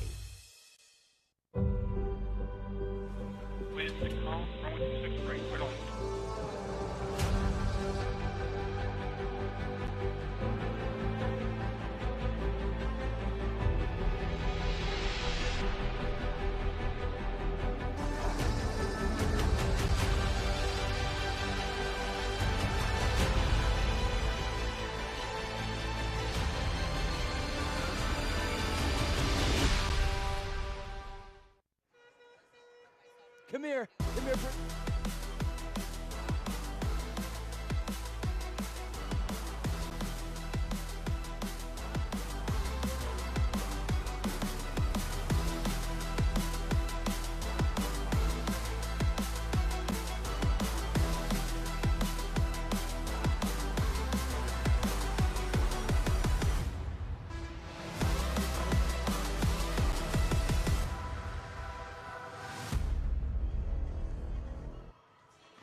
And we are back inside Front Wave Arena. This first semifinal match between the Savage and the Milwaukee Wave is tied at 4. Let's give you some first half highlights, and we're going to start with the last goal of the first quarter that gave Chihuahua a 3-2 lead Philly. Oh, Jorge Leal punched that through the mittens of William Bonaheny, and then we have one candidate for MVP, and that Alex Sanchez, who created the equalizer. At that point, we're sitting on 3-3. Willie B was out of position. The long ball bounces ever so gently. Hugo Puentes was the catalyst in the win against the ambush just on Friday night. And then IB26 using his friend the wall to connect with Sean Asqueta. 4-4. We've got 8 goals over the course of the first half. And no surprise with how tight both teams have been. Only the 5th meeting historically. 2-2 the series. The last contest, January 28th, the 7-6 overtime win for the Savage. Goal courtesy by Javier Gallegos, who's not on the turf. But we're going to be in for a slobber knocker of an affair, and moments away from starting the third quarter. Here we go. Chihuahua has the ball to begin the second half. We are level at 4. Chihuahua moving it right to left. And then, as usual, Christian Hernandez has now entered the game. So Hernandez now the new goalkeeper for Chihuahua. Here's Escalante on the center circle. He'll play it over to Brian Macias. Yep. Down into the corner here. Back to Escalante. He'll tee one up. He rolled over the top of that one. Well right of target and kicked long. Christian Hernandez in his 3rd season in the MASL. He puts up some really solid numbers. Down to Puentes. Back to Escalante. Escalante. His right footer out wide to the right, and you could see his reaction there. Meanwhile, Bennett racing down the far touchline into Chihuahua territory and sprays one just to the right of goal. Sanchez trying to come up with the rebound, able to touch it back to Alvarez. IB26 with a goal and an assist, and Roberto Escalante suffering a little bit of that Star Wars Stormtrooper syndrome as he's well off the mark on those last 2 shots. Huge Star Wars fan, Philly. I got that one loud and clear. I appreciate that. Here comes Sanchez. I'll be your friendly neighborhood Wookiee. Sanchez over to You're my only hope. Here is Mario Alvarez. He rolls it right, and Christian Hernandez able to move to his right, scoop it up. The force is strong with that one. All right, no more. No. We could spend the rest of the day making references to the great George Lucas, now Disney's franchise. Chihuahua with the ball on the half line, tied with Milwaukee at 4. 12:58 to play in the third. As the soccer Star Wars jersey goes by us down the stairs. Here's Papa Hernandez moving to his right. The left-footed shot off the inboard's no good. Moises Gonzalez and Carvalho give chase. Carvalho trying to get it to Javier Steinwasser, but it's touched away and taken back by Chihuahua. Yeah, you're not kidding. A Christian Gutierrez Star Wars jersey right in front of us at the perfect time. Winning lottery ticket number coming through our booth. If we ask for these things, the laws of attraction, do they really work? Castaneda moving forward across the line. Shot, save, Willie B. A second try and another denial by Willie B. Driven back in there, Willie B. Picks up the hot potato. And the score remains level at 4. Well, thankfully, Willie B had his oven mitts on picking up that hot potato, and his reaction time has been stellar. Hernandez lifts it back to the center circle. Huffman and Sanchez give chase. Sanchez trying to play it back. Chihuahua's Castaneda goes down, and Puentes, Ruiz, outshot by Castaneda, that one wide to the left. Rebound and near side, looking for Diaz. Diaz has got it, but double teamed in the corner. Lopez also in the area before Asqueta kicks it long. Hernandez comes up off his line to get it to Lopez. Lopez across Milwaukee's yellow line. Plays it out to the right, and then Rios measures it and blasts it up into the netting. Rios has been very eager to insert his name offensively into this game. Between today and the last time, he's just been firing them. They've had a lot of velocity there, but they just haven't had the target, and you can tell that he wants to score. He's just getting too much on it. Needs to settle in, perhaps one touch. IB26 continuing his hot play. Another goal for Ian Bennett. His second on the night. The Wave have their first lead. It's 5-4. And speaking of one touch, the shuffle, Frank Tayu was a part of that. No, he was not. He was very close to it, but IB26 doing the shuffle. The Canadian sensation strikes again, 3 points in the game, 2 goals and an assist. IB26 carrying the offensive workload for the Milwaukee Wave tonight. What an incredible playoff run for Ian Bennett. The man just doesn't know how to stop or quit. Absolutely remarkable. Sensational athlete, heck of a human being, so positive. I'm in awe of Ian Bennett. I'm sorry, I just am. In his 11th year from Hamilton, Ontario, 27 goals during the regular season, 7 goals in the Ron Newman Cup playoffs. And technically the third option offensively for the Wave. Correction, 6 goals. 6 goals in 2 days? It's not a bad output. Right. I take that. 5-4 Wave. Here comes Chihuahua. Here's a shot that goes up into the netting. Let's take a look at the legend here, Philly. 3-time champion with the Wave. There you see the years. Only 421 goals. That's all. Only 514 points. Only Frank Tayu, his teammate, has more. 44 goals and 34 playoff appearances. He is Mr. April. Back the other way comes Chihuahua. Yeah, I think that Ian Bennett guy, he's pretty good. Here come the Wave again. It's Correa down the left side, trying to cut it back. He does, and then Hernandez off his line to make the save. Took it practically off the dome. That tomfoolery by Correa to get the space to free up the ability to take the shot. Macias slips through a couple of double teams, and then Carvalho takes it back. He goes down, no call. Refs are letting him play, and Macias back up. Forward to Moises Gonzalez. He'll fire one to the near post. Willie B makes the save. An attempted header goes into the opposite corner, and Sanchez will clear it away. Something came out of that deep blue sea. The carpet monster, as you referred to, as Frank Tayu took a slip. Here's Romero. If there's anybody out there that would love to draw their interpretation of a carpet monster, I'd love to see it.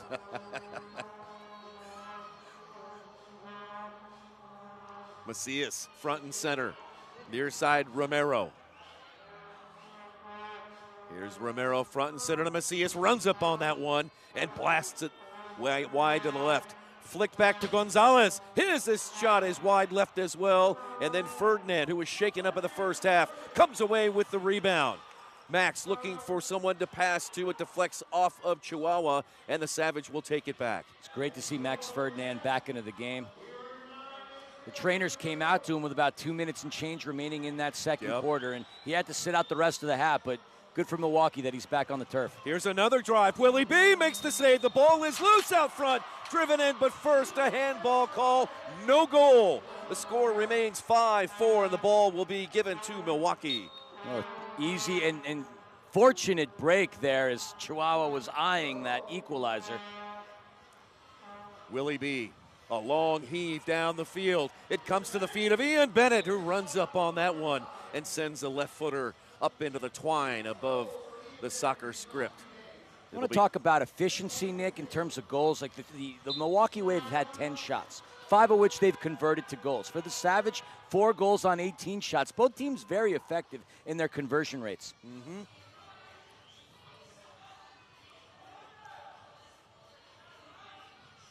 Wave in the center circle.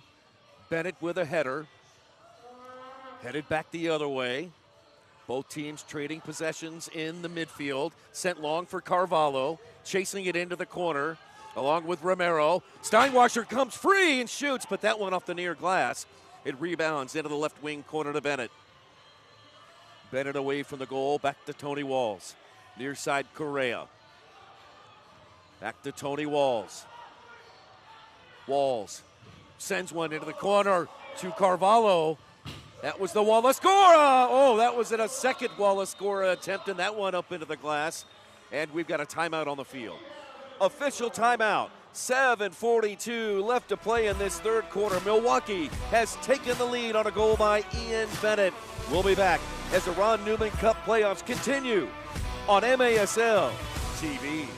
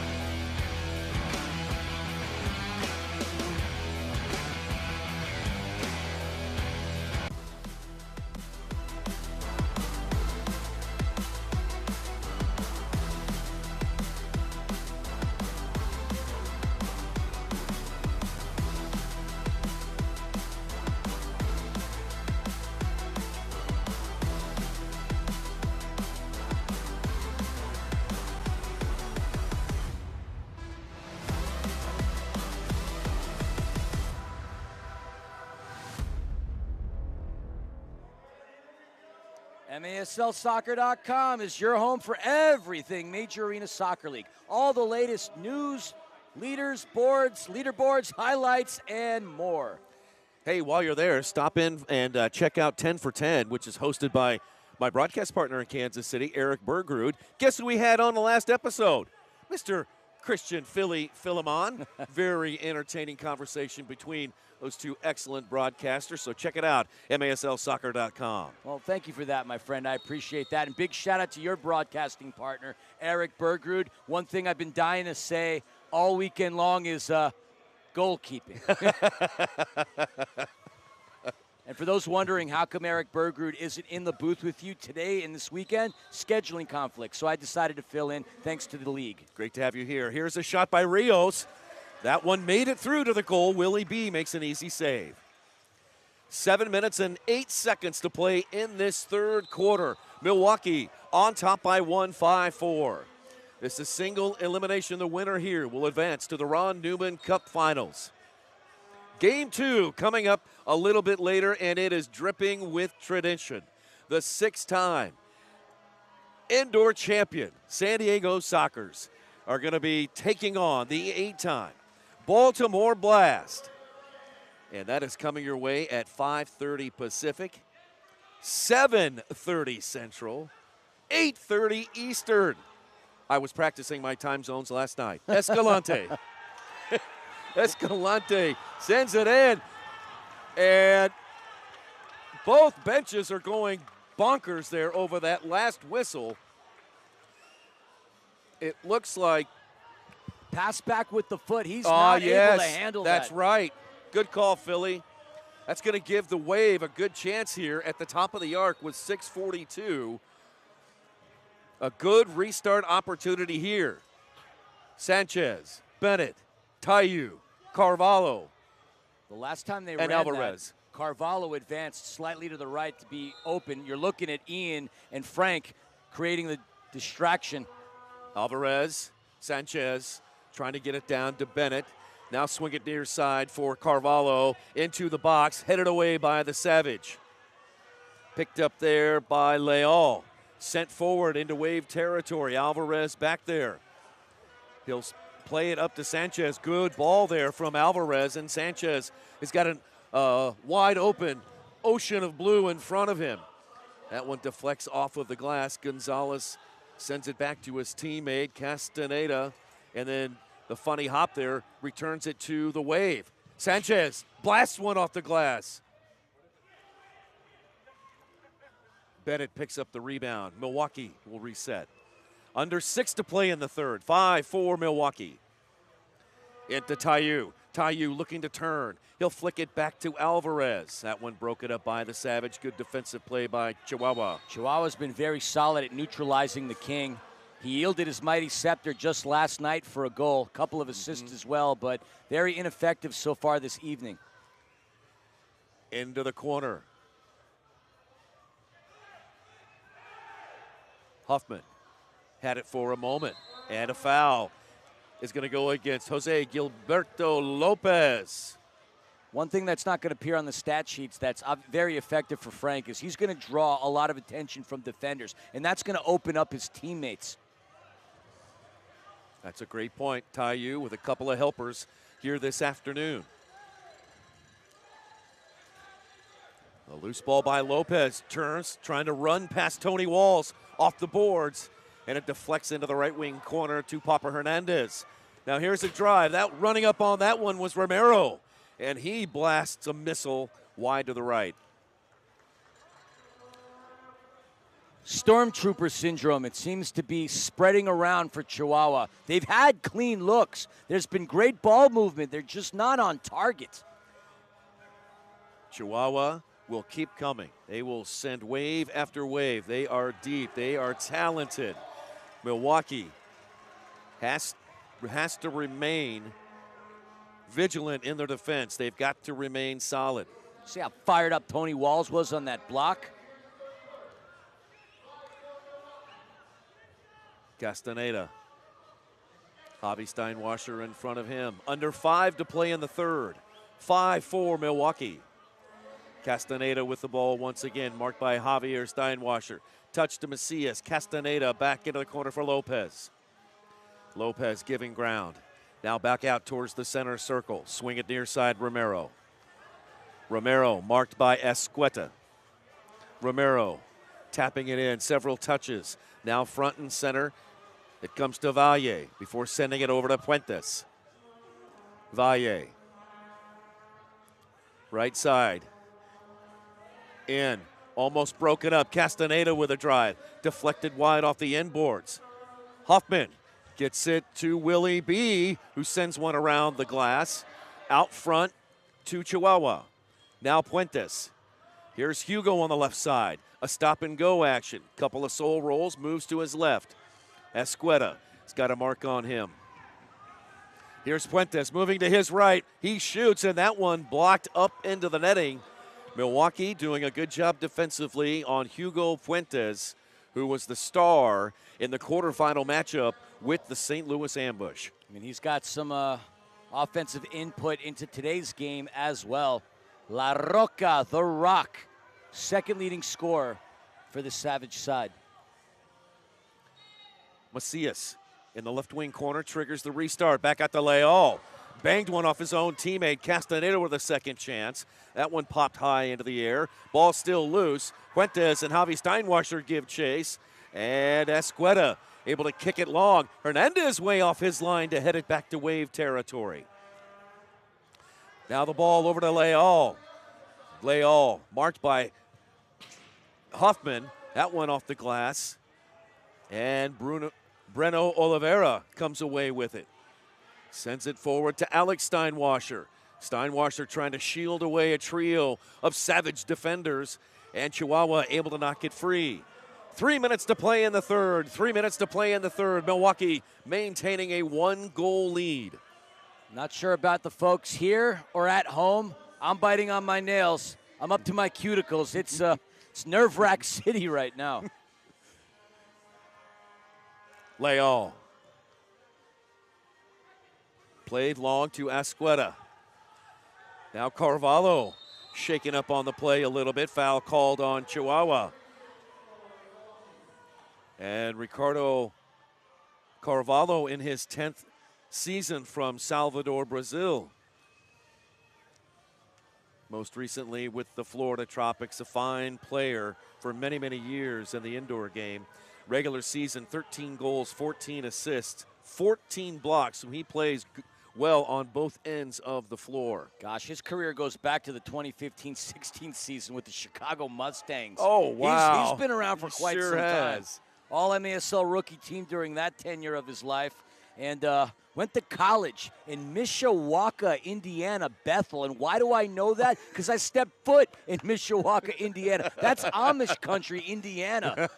How a Brazilian must have felt seeing Amish people for the first time. I'd love to ask him that question.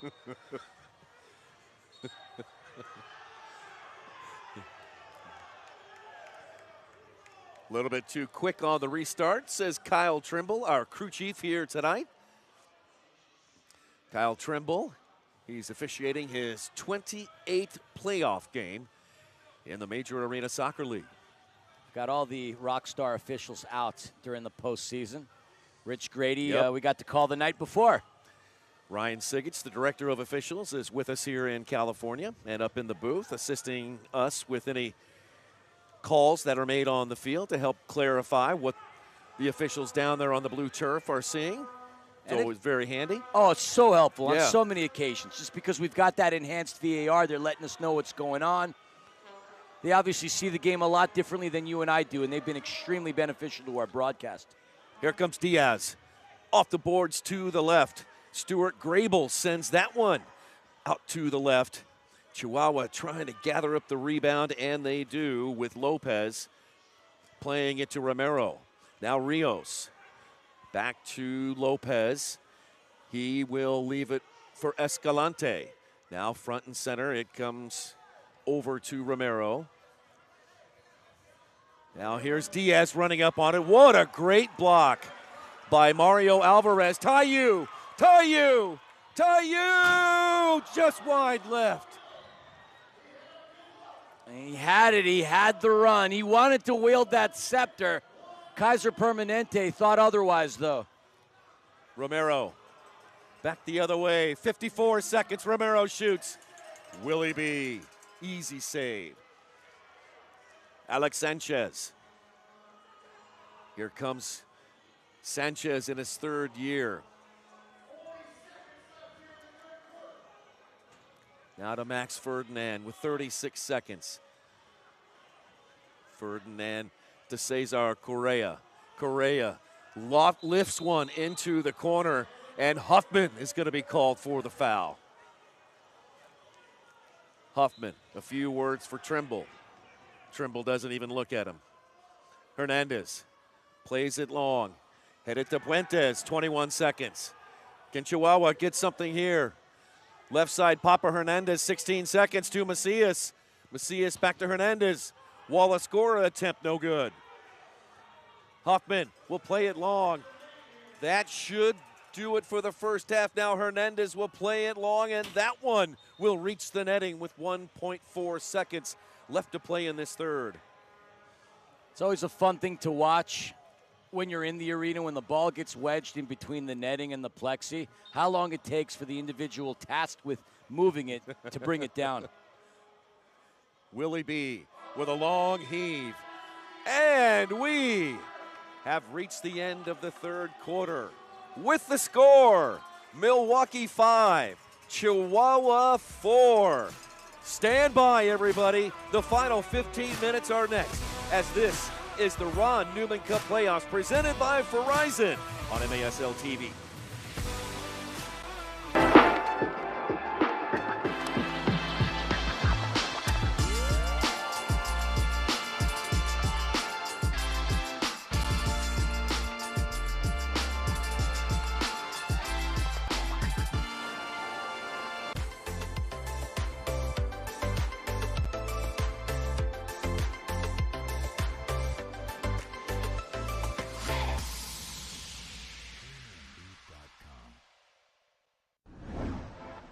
Across the nation, MASL players are giving back, utilizing their professional power to touch and inspire people in their local communities nationwide.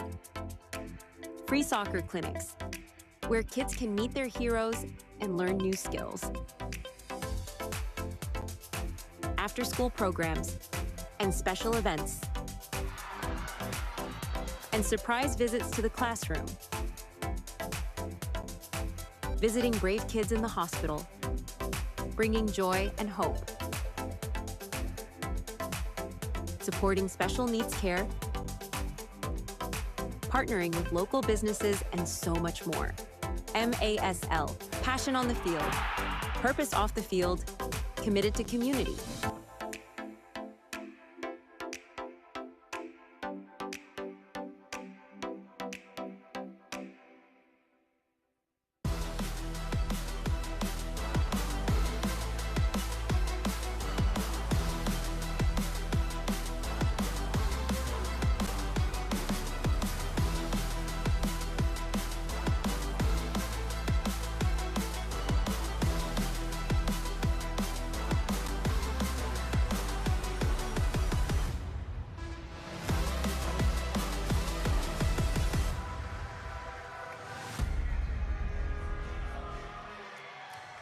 Five for Milwaukee. Over there is the Panda, Amanda Philliman, the third member of our broadcast crew. 5-4 Milwaukee over Chihuahua as we enter the fourth quarter here in this first semifinal in the Ron Newman Cup playoffs. This series between Chihuahua and Milwaukee has been close, Philly. So close. 4 meetings. This is the 5th. The series is tied at 2-2, but only 1 game played in the last 3 seasons between both of these franchises. That, of course, took place on January the 28th, where he had a 7-6 overtime win by the Savage. They didn't play the last couple of seasons. You'd have to go back to Chihuahua's inaugural year, where the Wave were 2-1 against the Savage during that time. So no surprise here that we have such a close contest, and with both teams eager to get back to the finals, we should be in for one heck of a fourth quarter. Don't forget, our second semifinal is coming up at 5:30 Pacific, 7:30 Central, 8:30 Eastern. Nailed it! And that'll be between the second seed, San Diego Sockers, and the third seed, the Baltimore Blast. This just in, those two teams have won a lot of titles over the years. What is it, 26 over the course of their illustrious history? 16 yes. for San Diego, 10 and for the Baltimore Blast. We know those two franchises love beating one another. Here comes Chihuahua on the breakout. Can they get the game level? Here's a shot. Willie B makes an incredible save. Score remains 5-4 as Milwaukee clears the zone. William the Wall covering the ball. What a heck of a save by Willie B. Wow. Willie B coming up huge. Boy, what a game he has had here today, Philly. He's been really good. What a season he's had. I mean, since coming over from the Harrisburg Heat, huge in between the pipes for Giuliano Oliviero. Willie B, a big body, highly athletic, very flexible as we've seen. And he's keeping Milwaukee in the position that they're in, 5-4, with still plenty of time remaining, though, for the Savage to make a run. Savage, Steinwasser, Alex and Javi both out there. Brothers working hard as Javi Steinwasser tries to play it to Mario. And a foul is called against the Savage. And Mario Alvarez almost went off the field unexpected as that dasher board door comes swung wide open into the bench. You know, how foolish of me, by the way. We made a Wayne's World reference at the top of the broadcast, but Mario Alvarez out of Aurora, Illinois. Oh, hello. Where Wayne and Garth came from. Pretty cool, dude. Extreme close-up. Whoa! Here's Super Mario right down Main Street to Javier Steinwasser. Moving to his left. His attempted wall of Scora is no good, and a foul called on Javi Steinwasser by Kyle Trimble, our crew chief here tonight. So back to Chihuahua, trailing by 1. Early portions of the fourth quarter. We've got a long way to go and a short time to get there. Considering how intense and exciting this game has been, no penalties have been called on either side. We've seen no cards whatsoever. Unlike last night where we saw several cards. Every color within the infraction spectrum. And one player in particular, Rian Marquez, with 12 penalties, or 12 minutes in penalties. Tony Walls, down to Escueda. Escueda, right back to Tony Walls. Milwaukee cycling up their offense, patiently getting it to Max Ferdinand, who steps onto the field. Walls on back to Willie B. Willie B. And Castaneda over to Macias. Macias hits that one on the volley, and Willie B. moving to his left. Saved it out of bounds. That'll be a corner kick coming up to Chihuahua. Macias was very close to threading it through that upper right corner. Let's see what the Savage do here. Macias behind the ball. He's got Castaneda immediately to his left. Macias holding out his left hand, tries to thread the needle between the two-man wall. Does it again. Shot! Goal, Savage! We're level at 5 once again with 12:34 to play in the game. Who else but the man that we highlighted to start this broadcast, La Roca! Hugo Puentes pulverizes that ball through, and a huge goal. He has stamped his name, his second goal of tonight, and it couldn't have come at a better time for the Savage. The equalizer with 12:34 remaining. Hugo Puentes, number 2 on the afternoon. It's a brand new ball game. 12:34 to go in the game. One thing I'll point out about Hugo Puentes, back in my time being an athlete, we wore the baggy shorts. In Hugo Puentes' case, he likes to ride those shorts up as high as he can, but if I had thighs, calf muscles, and quads like him, I'd probably consider doing the same thing myself. Here's Stuart Grable trying to send that one into the corner, but out of bounds off of Milwaukee. It'll be given back to Chihuahua.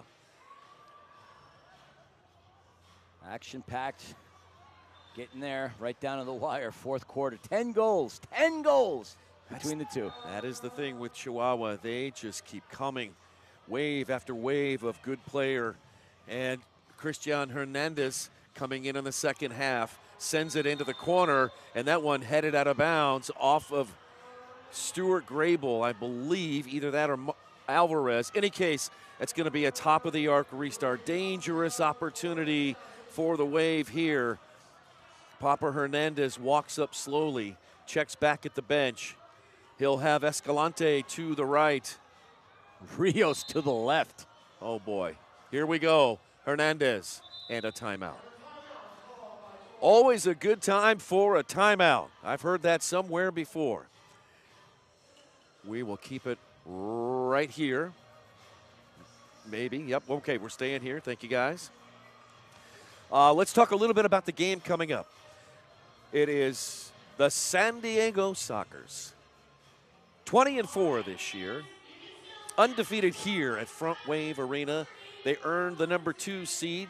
They lost out on the best record in the MASL to Chihuahua, hosting the number 3 seeded Baltimore Blast. Baltimore Blast resurgent at the last part of the regular season, overtaking the Kansas City Comets to lock down that 3rd seed. They took out Utica in the quarterfinal match, and here they are. It's going to be a great matchup between these two teams. San Diego undefeated in this building, but these two teams know each other fairly well. The franchises would like nothing better than to beat one another. Nostalgia sells, and for fans of the Missile, they're seeing these logos on the screen right now, and all they could do is get giddy with glee, considering the history that both teams have with one another. I know the talk around the town has been about Onuo Obasi being head coach of the year, and rightfully so, quadrupling the Strikers' win total. But Dave Bascome, with a brand new young team for the most part, not necessarily brand new. That's a great point. But young, I mean, he's managed to coach them to the point where they finished in the 3rd seed. Highly impressive. Yeah, it's a great point, Philly. Let's see what happens here on the restart. Escalante comes over to Rios. And Rios once again up into the netting. Many of his shots have been high. Just putting too much behind that. We know he can score. He's done it a time or two. He finishes the regular season as the Golden Boot winner. It's that extra touch, maybe the breath, and he can find it through. What is going to happen here? That one knocked out of bounds. It is off of Chihuahua. It'll stay with the Wave.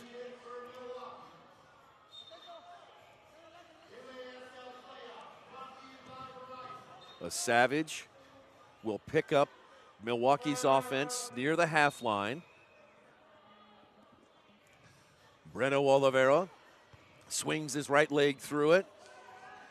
Cesar Correa back into the corner. And Carvalho plays it into open space. Max Ferdinand gets the ball back from a teammate, sends it near side Sanchez. Great ball movement. Sanchez out wide to the right to Breno. Oliveira back to Alex Sanchez. Now Max Ferdinand. The veteran plays it forward to Breno. Breno's found some space. Left footer goes up and over the glass, and Breno reaches down and slaps the blue turf in frustration. I do love his passion. I mean, his passion has propelled him to a position, there's your alliteration, where he just had a fine season. I can't help but reiterate the career highs that he's had. I'm proud of him. I've known Breno since his time playing for the Florida Tropics, and he continues to get better year after year. Clock is rolling, 11 minutes and 10 seconds to play. Christian Hernandez. Willie B throws it long. On the volley, Huffman. Huffman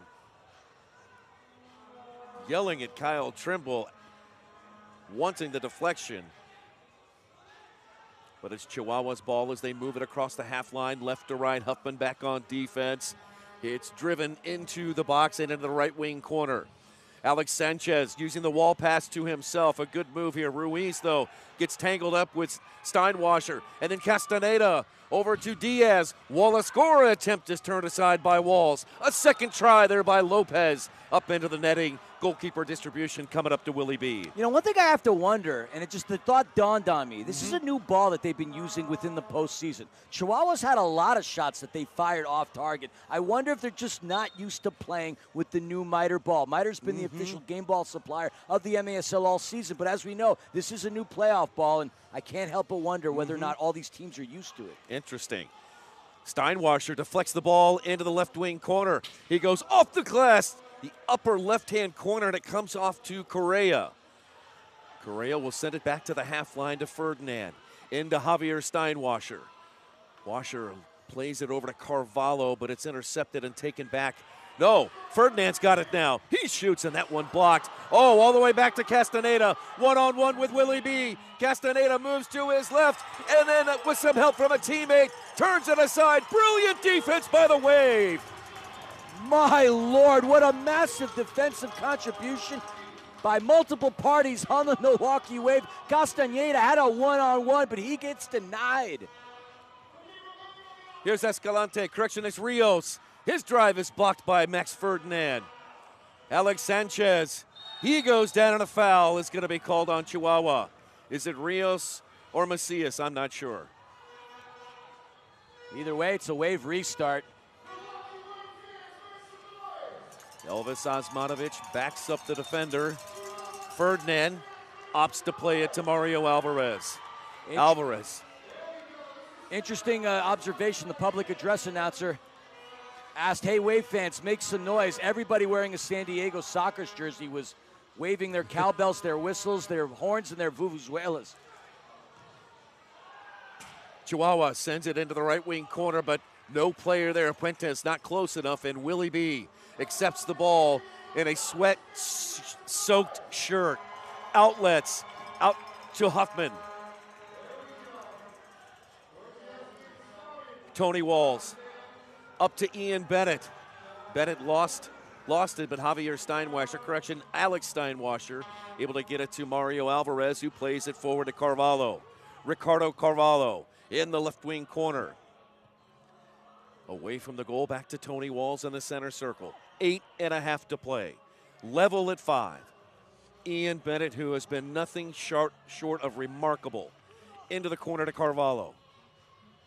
Carvalho to Walls. Walls tries the right side to Alvarez. Alvarez fakes to the right into Alex Steinwasser, leaves it for Bennett. Bennett got a couple of goals this afternoon. 6 during the Ron Newman Cup playoffs so far. Away back to Super Mario. Alvarez with one hand on the dasher boards. Moves to his right. Now over to Alex Sanchez. Sanchez fakes, creating a chance. Now Tony Walls will shoot. What a save. Rebound by Bennett. No good. Walls a second try. That one wide left. Here's Carvalho. He sends it off the boards. Can Ian Bennett get a chance? He goes down. It comes back to Milwaukee remarkably.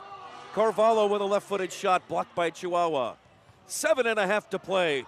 Walls again with a drive, and that one makes contact with Romero above the shoulders, and he goes down on the turf. Timeout. Let's take a break. While they tend to Romero, we're tied at 5. The action is fast and furious. Let's take a break. This is the Ron Newman Cup playoffs presented by Verizon on MASL TV.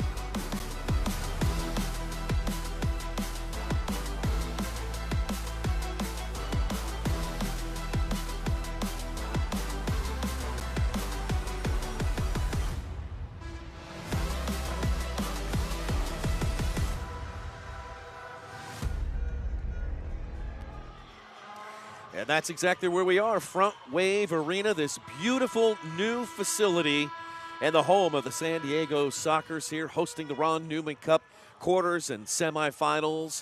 And one team here, the winner of this game, will punch their ticket into the Ron Newman Cup finals, where the finals will move to each team's respective arenas.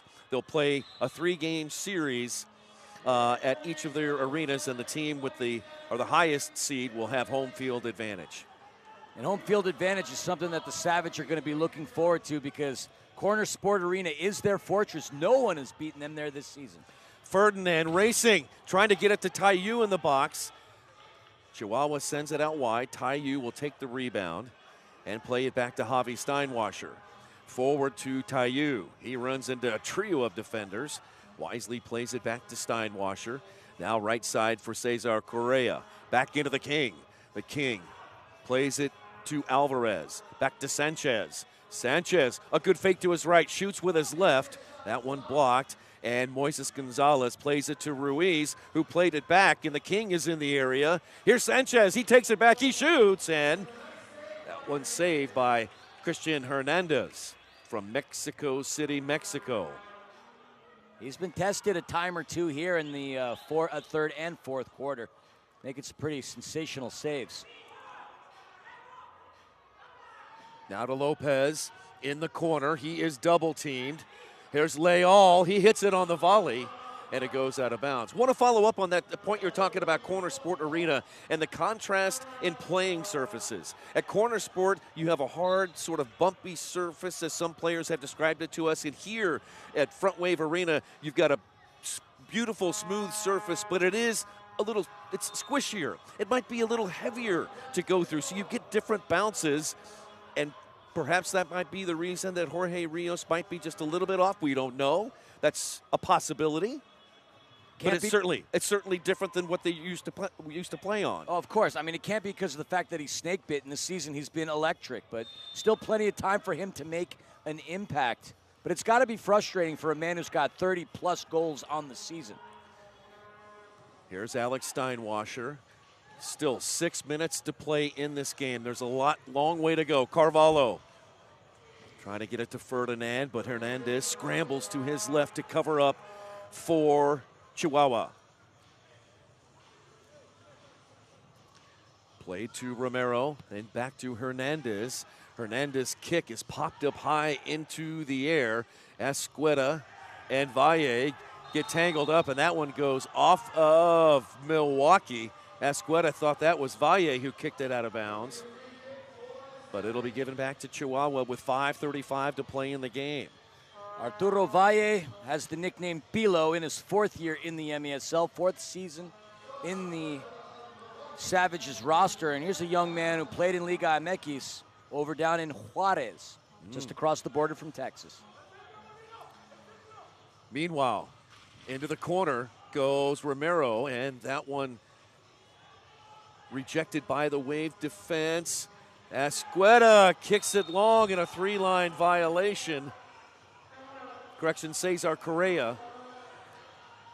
And they'll bring it back towards Milwaukee's side of the field, place it on the yellow line, and the Savage will get a restart.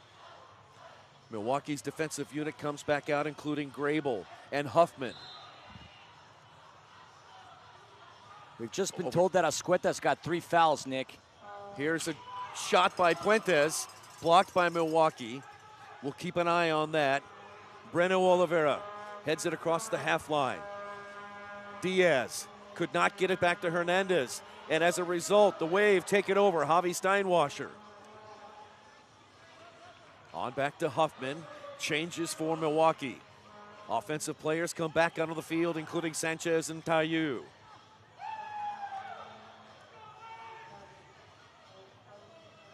Alvarez to Javi Steinwasser. Now from the center circle, up to Steinwasser, trying to flick it back to Tayu. Oh, it's a good idea as Tayu was wide open. Castaneda, a little stop and go. Can he get past Sanchez? He cannot. Sanchez up with the ball. Plays it to Bennett, who comes on. 4:22 to play. Level at 5. Bennett moves to his right. He shoots into the box. That one blocked away. Headed back in. And Hernandez has got it for the Savage. There is a challenge flag coming out. Was there a handball in the box? Was there a handball? I thought there might have been. Could that be the call? That would be a significant set of circumstances if that is the case. Here comes Kyle Trimble. Elvis Osmanovic already has the headgear on, waiting for the crew chief to come over. Here is the call. Let's listen. Milwaukee is challenging a handball, blue card. Handball, as that is the challenge.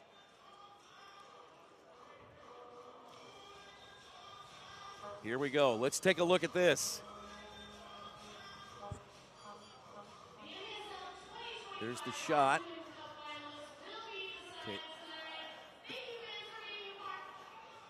Okay, let's look at that again. I don't know if it's Macias or is that one right there. Let's see here. Might need to back it up just a little bit more. Oh, there. Was that from Macias? I don't know if.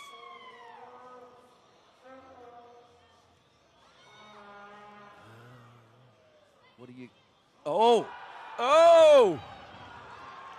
That right there, it looks like it may. They're going to look at this one again. Kyle Trimble and Elvis Osmanovic are looking at it. Look at it here. No, I don't think it is. No? I think it came off his chest. I think Macias got it off just in time. Okay, here we go. Let's look at it again. What do you think at home? Huh? It looked like to me it hooks it right off his bicep. Look at this. Great work by our crew here. Here we go. One more frame. Oh, I'm seeing. And one more frame. Oh, there. There it is. There it is. There it is. Do they see it? Do the officials see it the same way? Kyle Trimble, Elvis Osmanovic are talking about it. That's, I mean, based on on what what I you, saw, the call on the field stands. No handball. oh, whoa. Inconclusive, apparently, to Kyle Trimble and Elvis Osmanovic. And so as a result Ooh, of throwing what a out that call. challenge flag, Yeah. Giuliano Oliviero and the Milwaukee Wave no longer have it. I thought it was not off his arm. Then that other replay, I thought it was. And this entire place, whether they were wearing Sockers jerseys or anything else, we heard a fair amount of the Bluebirds out. Okay. Okay. Yep. Okay. Two things here from Rich Grady, MASL official. Nothing conclusive on the video, and the ball could have possibly be above the sleeve length. Here comes Macias, headed in! Goal, Chihuahua! What a crazy turnaround! The Savage take the lead. 3:43 to play. Apropos, I gotta say, my. Chihuahua indeed. He's been very quiet the last couple of games in this postseason, but he finally stamps his name offensively. Jorge Pareja Rios. Chesty gets the touch, pushes it through, and the Savage take a 6-5 lead. Wow. What a turn of events. We're going to have to come back to that moment if this outcome stays the way it does. Oh, my. Oh, heartbreak for the Wave. Elation for the Savage. Oh, my. Mario Alvarez kicks it out of bounds. It'll be Chihuahua's ball. 3:32 to play. If you're Milwaukee, you got to go back to sawn wood and keep coming. Three-line violation by Chihuahua. There's a mistake. That'll put the ball on the yellow line. Jorge Rios with his first goal of the playoffs. Yo, Frank Tayu, the king! The king, top shelf, where grandma keeps the cookies, levels the game at 6. This is crazy, folks. Crazy. It's not going to be wielding his mighty scepter. It's going to be wielding his mighty crown, because that comes off of the dome piece of the most prolific scorer in the Major Arena Soccer League, Frank Tayu, with the equalizer. The beauty of indoor soccer, folks.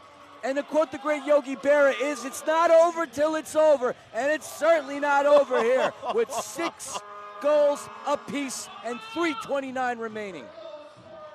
The last minute in this game has just been bonkers. And Chihuahua back to work, driving it into Milwaukee's side of the field. Correa gets it out to Steinwasser. Javi Steinwasser moving to his right. Boop down on the ground, and a foul called on Papa Hernandez. Hernandez was not happy whatsoever, as he just thought that that was incidental contact, a bounce off. We said it a couple of times. Back when both teams played on January 28th, the result was Savage 7-6. Well, 7's going to have to happen for somebody to win this game. The question's going to be, who's it going to be? The Wave? Will it be the Savage? I don't know. Stick around. Who will be the hero? Somebody's going to have to pop into that phone booth and don that Superman cape. And right now, with the way the momentum is going, it's still unclear because we've had goals from each side in very quick successions. But the several of the most incredible scores that the league has had throughout the season in history. Frank Tayu just scored. Jorge Rios scored. We had Ian Bennett a couple of goals. We had Hugo Puentes a couple of goals. I mean, this has been everything that you would want out of a semifinal matchup. We thought that it would be the flip of a coin to deciding who's going to win this one, and I bought a coin, the chocolate one, when you and I went to the supermarket earlier. I'm so bummed I don't have it in my hand right now, but good gosh, good golly oh Molly, this is fun. This is a lot of fun. I don't think I have ever seen a minute of wild indoor soccer that we've just seen. A challenge denied to Milwaukee on a handball by Chihuahua. Seconds later, they score. And then just a moment later, Milwaukee levels. Let's talk about the next game. We could have another one just like this. Our second semifinal featuring the 2-seed San Diego Sockers and the number 3-seed Baltimore Blast is coming up next. That one will be over on CBS Sports Golazo. Craig Elston, Brian Farber standing by to bring you all the action here from Front Wave Arena. That'll be 5:30 p.m. Pacific, 8:30 Eastern Daylight Time. I nailed it again. Well, then I got to ask you, what time is it for our friends in Australia? Don't. What time is it for our friends in England? I'm buffering on that one. Do not give me that question, Philly. Stop. I had to. I'm glad you and I at least get to sit for that one because I don't know. I think my life expectancy would be on the line watching a Blast Sockers game for the right to go to the final. There's some Wave fans. Here we go. Restart coming up to Milwaukee. Sanchez runs up on it. Drives that one just wide left. Driven back into the corner here looking for Tayu. Frank with one hand on the glass. Left hand on the opponent. Tayu had it poked away. It comes out. Here comes Chihuahua. It is Valle. Down the right side into the corner with two Wave players on his back. And a foul called against Chihuahua. Correction, that was Lopez down there in the corner. Mario Alvarez and Alex Sanchez back there helping out Willie B. Sanchez will widen out. Alvarez trying to play it to Tayu. Poked back to the Milwaukee side of the field. And the Wave are looking for something. Castaneda comes over, drives one in, blocked by Sanchez. Now Castaneda gets the ball back again. Castaneda going in. Ball loose out front. Looking for a handball. Chihuahua says handball. They throw the challenge flag out. Immediately threw the challenge flag out. I took a quick glance over at the bench. Everybody was up in arms. Will this one be more conclusive, Philly? Oh, boy, I don't know. Oh, Chihuahua's challenging a handball on the play. Now this one will be more consequential. This one perhaps occurred inside the box. Let's look. Look with us here. Okay. That one to me is inconclusive. If we slow it down just a little bit, Castaneda again. Off the boards. Oh, it did. You can see that. There. Okay. Yep. Yeah. Okay, listen, Rich. Hey, Rich Grady is with us now. Rich, give us your assessment. So the player is playing the ball legally with his foot, and then it comes up and strikes his hand. So typically that is not considered a handling violation. Rich Grady, one of the officials here up in the booth. Thank you, Rich, very much. So let's see. After a review, the call on the field stands. Okay, call on the field stands. It is not a handball. Thank you, Rich Grady, for explaining that. That is so helpful. The score remains 6-all. And Elvis Osmanovic is explaining to the coaching staff of Chihuahua exactly what has happened in the box there. So We're kind of blessed to have the R&R boys, the rock and roll boys, Rich and Ryan in the booth, giving us the 411, the info for those who don't know what 411 is. Might be dating myself with that reference. But we're going to have some 911 here with the way this is going. My heart is palpitating. Let me tell you, the folks in the 414 are elated right now by that decision by the officials here, as it is no handball. Important to note, no more flags. If there's going to be any kind of review, it's got to come from the officials. Into the corner. Tayu off the boards. And Hernandez comes away with it. What a contest we have had here this afternoon. Hernandez with a long heave that goes off the back of Puentes. Into the referee's crease. Castaneda is collapsed on by several Wave players. It comes out to Diaz. Over to Puentes. Here's Puentes moving to his right. He shoots! And Puentes just wide to the right. Puentes comes over trying to win the ball back. Escalante into Castaneda. Oh, but it comes to Tayu. Frank Tayu. He'll try to play it to a teammate. No, it's taken back by Castaneda. And Castaneda gets tripped up. And a whistle and a foul called against Milwaukee Wave. 1:29 to play. Tied at 6. Gosh, is this going to end within the next 89 seconds, or are we going to overtime? Diaz takes a rip. That one wide to the right. Max Ferdinand calmly sends it up the far touchline, held in by Escalante. It deflects off to Breno Oliveira. Oliveira takes a crack at it from long distance, and that one up into the netting. 1:11 to play in this one. Tied at 6. The winner moves on to the Ron Newman Cup final. I don't think I'm going out on a limb by saying by far the most exciting game that we've seen in the postseason thus far. Boy, you know what? You would be a great television announcer because you are excellent at stating the obvious.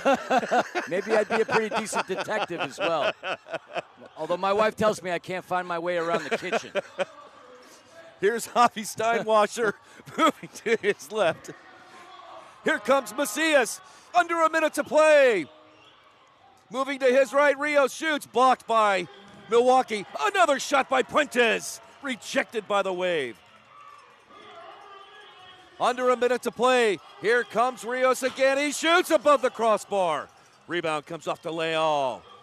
Chihuahua in the final seconds here. 30 seconds to go. Milwaukee, 5 players behind the ball. Into the corner to Puentes. Now Rios. Back over to Puentes. On the left side of the field, back to Rios. Runs up on that one. Blocked again by Mario Alvarez, who goes down hurting. Clock is running, 9 seconds to play.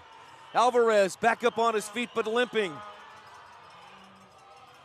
Here comes Leal. 1 second left. And we are headed to overtime. Overtime in this semifinal between the top-seeded Savage and the number 5-seeded Milwaukee Wave. Let's take a break. And when we come back, we'll set up overtime. Tied at 6, the Ron Newman Cup playoffs presented by Verizon on MASL TV. Don't go anywhere.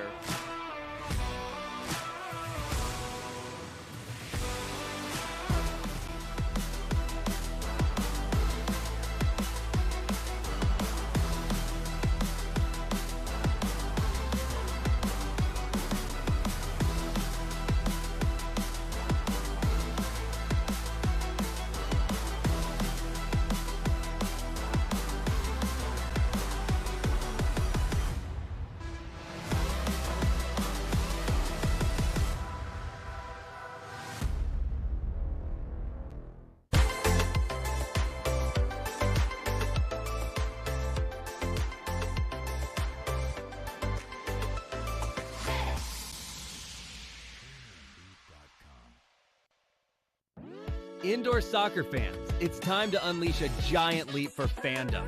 Introducing MASL Indoor Soccer Fantasy Football. Build your dream team, invite your friends, and create your own draft league, all for free. Draft and trade players and win bragging rights as your team dominates the league. With MASL iFootball, you're not just a fan, you're part of the action. Go to MASLI Football to sign up, get started, and play.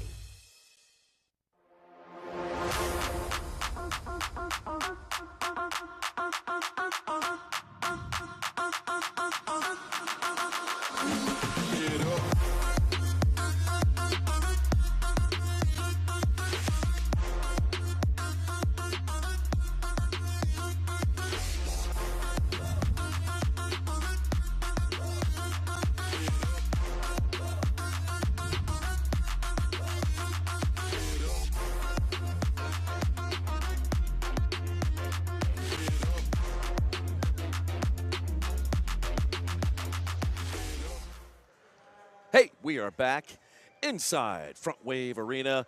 We have more soccer, bonus soccer, overtime soccer in the semifinals between Milwaukee and Chihuahua. What a unbelievable game we have witnessed. We are moving into a golden goal situation, everybody. What that means is the next goal wins. Whoever scores the next goal will be headed to the Ron Newman Cup final. So don't go away. Wherever you're watching, stay right here. 7-6 in overtime is how the last meeting between these two turned out. Again, we said it once, we said it twice, third time's the charm. January 28th, 7-6, a game winner in overtime for the Savage by Javier Gallegos. Put the dub on the board for the Savage. This game could potentially end 7-6. 10 minutes to determine that. The foul counter resets at 4. But if you have the accumulation of it, you still, if you're at 4 fouls and you get 2, that's still your 6. Gotcha. Here we go. 10 minutes on the clock. 10 minutes in overtime. Escalante. On over to Rios. To Puentes. Now back to Rios, who bangs it off the boards. Both teams cannot let down one bit here in overtime. Sanchez plays it long. It's kicked back in. Both teams have switched ends. Chihuahua is now attacking right to left. Foul called against Milwaukee. Here is Macias. That one went under the foot of Escalante. Romero picks it up. Over to Hernandez. Down to Puentes, and Puentes, handball. That's something we don't need to go to the monitor for. Yeah, you and I right. saw that point-blank range. You and I in both of our corrective lenses. You just don't see mine. Here's Correa. He was aiming for Carvalho. Correa then steps in and is taken down, but he takes the ball back from Diaz. Plays it back to Walls. Tony to his teammate, Alex Steinwasser. Steinwasser into the corner to Carvalho. Here's a shot by Javi Steinwasser, no good. And here comes the counter. Papa Hernandez down the left side, trying to cut it back. Wave scrambling back defensively. And it comes out to Javi Steinwasser. What fabulous footwork Oh. there. I mean, I tripped standing just watching what Steinwasser did there. It's like he was walking in the air and hit that one on the volley just wide. Tayu. You can hear the crowd, San Diego fans filtering in here, and they are rooting for Milwaukee. Here is Sanchez. Runs into 2 players from the Savage. Backs it out to the center circle. Over to Mario Alvarez. Alvarez up the far touchline to the King. The King, several soul rolls, had it stripped away by Papa Hernandez. The King got a piece of that one. And then that one taken by Ruiz, but then knocked away by Milwaukee and back to the last third. Leal. He has the ball, head up, dribbling forward. On up to Lopez. Lopez fell down. Asqueta got a piece of that one, pinballing around. Breno Oliveira back to the center circle. Diaz. Forward to Leal. Leal still moving forward, off the boards. Willie B got a mitt on that one. And That's a handball against Chihuahua. 7:13 to play in overtime. Tied at 6. The winner moves on. Back into Wave territory. And then eventually up to Castaneda. Castaneda moving to his right. Leaves it for Diaz. Now Romero moving to his left, goes off the glass, and Willie B snares that one out of the air. Oh, heads up Whoa. play. Quick reaction time by Willie B. That was a quick flick off of the wall. Tayu bumped down to the ground, no foul. The King back up. Now a ball pinballing around. Who's going to come up with it? Steinwasser. He goes down. Steinwasser back up. Then he gets pushed down again. Correa is in there as well. Stuart Grable wants a piece. And now back out the other way. Here come the Savage. Here's Castaneda down the left side. Castaneda shoots! And Castaneda sends Chihuahua into the Ron Newman Cup final. A giant victory for El Estado Grande of Mexico. Chihuahua is California dreaming for a three-peat. Oh, they're partying in Distrito Uno in Chihuahua, Mexico. What an unbelievable finish to this game. Castaneda, only 5 games played last season. Did get a ring, but not much playing time. He goes in on that run, on the counter, fires it in wide of Willie B. And Willie B did play a sensational game, but Castaneda with the exclamation point, bottom right corner where the dust mites dwell. And for the 3rd year in a row, the Chihuahua Savage head back to the Ron Newman Cup Finals, awaiting the winner of the next match between the Baltimore Blast and the San Diego Sockers. Wow. What a game. What a game indeed. What a game. Credit Chihuahua and their ability to be resilient. And how gutted the Milwaukee Wave must feel right now. They have played so well.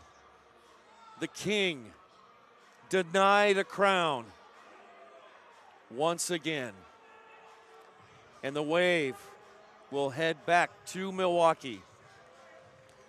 Let's go down to Amanda. She is with Castaneda, who scored the game winner. Amanda? Castaneda, who had the game-winning goal. Talk to us a little bit about that moment leading up to that. Pues es un momento muy grande, ¿verdad? Pues sabíamos que el juego iba a estar así y pues nosotros nos preparamos toda la temporada, la pretemporada, nos preparamos para esto y pues gracias a Dios se nos dio el resultado y pues por lo que viene por la final. Yeah, he says that, they've been preparing so long for this moment. They were working so hard, and it was a hard-fought match at the end of the day, but the preparation and everything came together, and they were able to make it happen here tonight. You guys are heading to your 3rd straight final in a row. How are you guys feeling about that matchup coming up, whenever that may be, and whoever it may be facing? Sientes en la final, ahorita que no sabes quién va a jugar, pero ya están listos ustedes en la final. Sí, como dices, no sabemos quién nos toca en la final, ¿verdad? Pero pues nosotros estamos preparados. Pues, como te digo, nos preparamos toda la temporada y pues a esperar rival. It doesn't matter exactly who is going to be the rival in the final. We're prepared, and that's what we're going to keep on doing, keep preparing, and we're going to go ahead and have a final down there. All right, congratulations on the win tonight and making it to the finals. Un mensaje al último. Pues quiero mandarle un mensaje a toda la afición, ¿verdad? A toda la afición de Xtaba, de Chihuahua. Y pues un mensaje especial para mi familia, para mi madre que está en el cielo. Y pues gracias a Dios se nos dio. Says thank you for everybody who came out. Thank you for everybody with the support. And thank you for my mom who's looking up from all the heavens above. And thank you for everybody. Thank you. Thank you. All right, back to you guys. All right, we'll take a break. Philly and I will come back. We'll recap and also get you set for our next game in the semifinals of the Ron Newman Cup Finals. Pedro Castaneda, in his 2nd year, wins it for Chihuahua. let's take a break. The Ron Newman Cup presented by Verizon.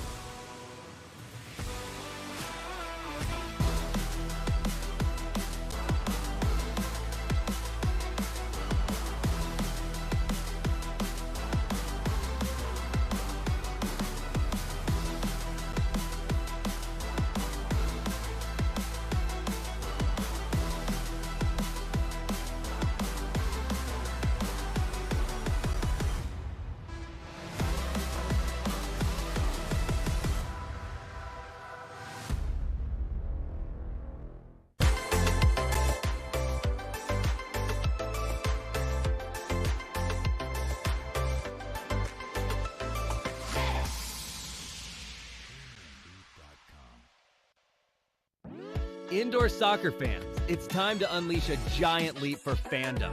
Introducing MASL Indoor Soccer Fantasy Football. Build your dream team, invite your friends, and create your own draft league, all for free.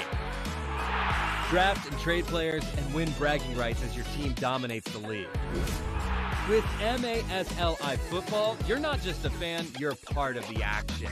Go to MASLI Football to sign up, get started, and play.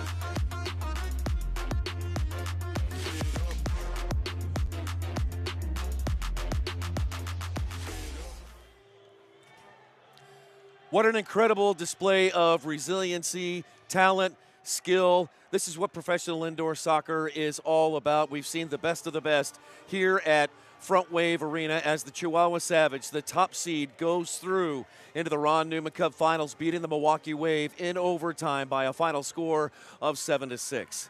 Philly, I'm not sure that I've ever been a part of a game like this before. This was one for the storybooks, and just an incredible way of displaying professional indoor soccer. An exciting game between two exciting franchises. I mean, that was back-to-back, wall-to-wall, cover-to-cover, down to the wire. 7-6 is how it ends up. Pedro Castañeda had the game winner. Here's a young man who only played in 5 games last season. 1 goal, 1 assist. He comes into his second year in the MASL with 19 goals and 9 assists. He shares soccer along with a passion for boxing. He was a lightweight champion in 2023 and part of the Mexican national boxing team. He punches the game winner in this game in a hard-fought contest between both sides, but an unbelievable contest, and without question, the most exciting game of the postseason. Hey, partner, let's relive some of the action that took place down there on the blue turf at Front Wave Arena. Let's go some of the highlights here as we check out the highlights, and we're going to start here with a goal by IB26. Milwaukee came out strong. Actually, Chihuahua jumped out to a 2-0 lead, but it was IB26 who helped his team get back into the game.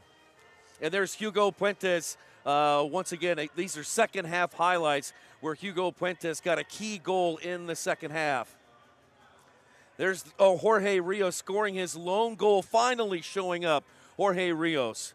I mean, the leading scorer in the history in this season finds his ticket in, but then Frank Tayu does as well. I mean, that's a heavyweight contest right there. And this is that game winner. The pass into Castañeda beats Willie B in that bottom corner, and that's all she wrote. 7-6, which matches the exact scoreline, which matches the same exact outcome as the January 28th game, the only time these two teams have met this season, and it was a heck of a contest. To all the Milwaukee Waves fans that are at the Doghouse Beer Garden, condolences and shout out to you all. Your team played an incredible season. Milwaukee had an incredible run. It's always unfortunate to see it end like that, but they battled and they fought to the end in an exciting contest. Brother, it has been a great time being paired with you during this Ron Newman Cup playoffs. It has been an absolute pleasure working with you. We certainly hope you have enjoyed it. We've got another game of professional indoor action straight ahead as the number 2 seed San Diego Sockers are going to take on the number 3 seed Baltimore Blast. We're going to have a 5:45 Pacific time kickoff coming up here from Front Wave Arena. We've got Craig Elston and Brian Farber on the call. CBS Sports Galazo. You won't want to miss it. For our Emota crew here at Front Wave Arena, thank you all so much for your terrific work. For my broadcast partner, Christian Philly Philemon. For Amanda Philemon, my name is Nick Vassos. Thank you so much for watching the Major Arena Soccer League right here on MASL TV. Good night, everybody.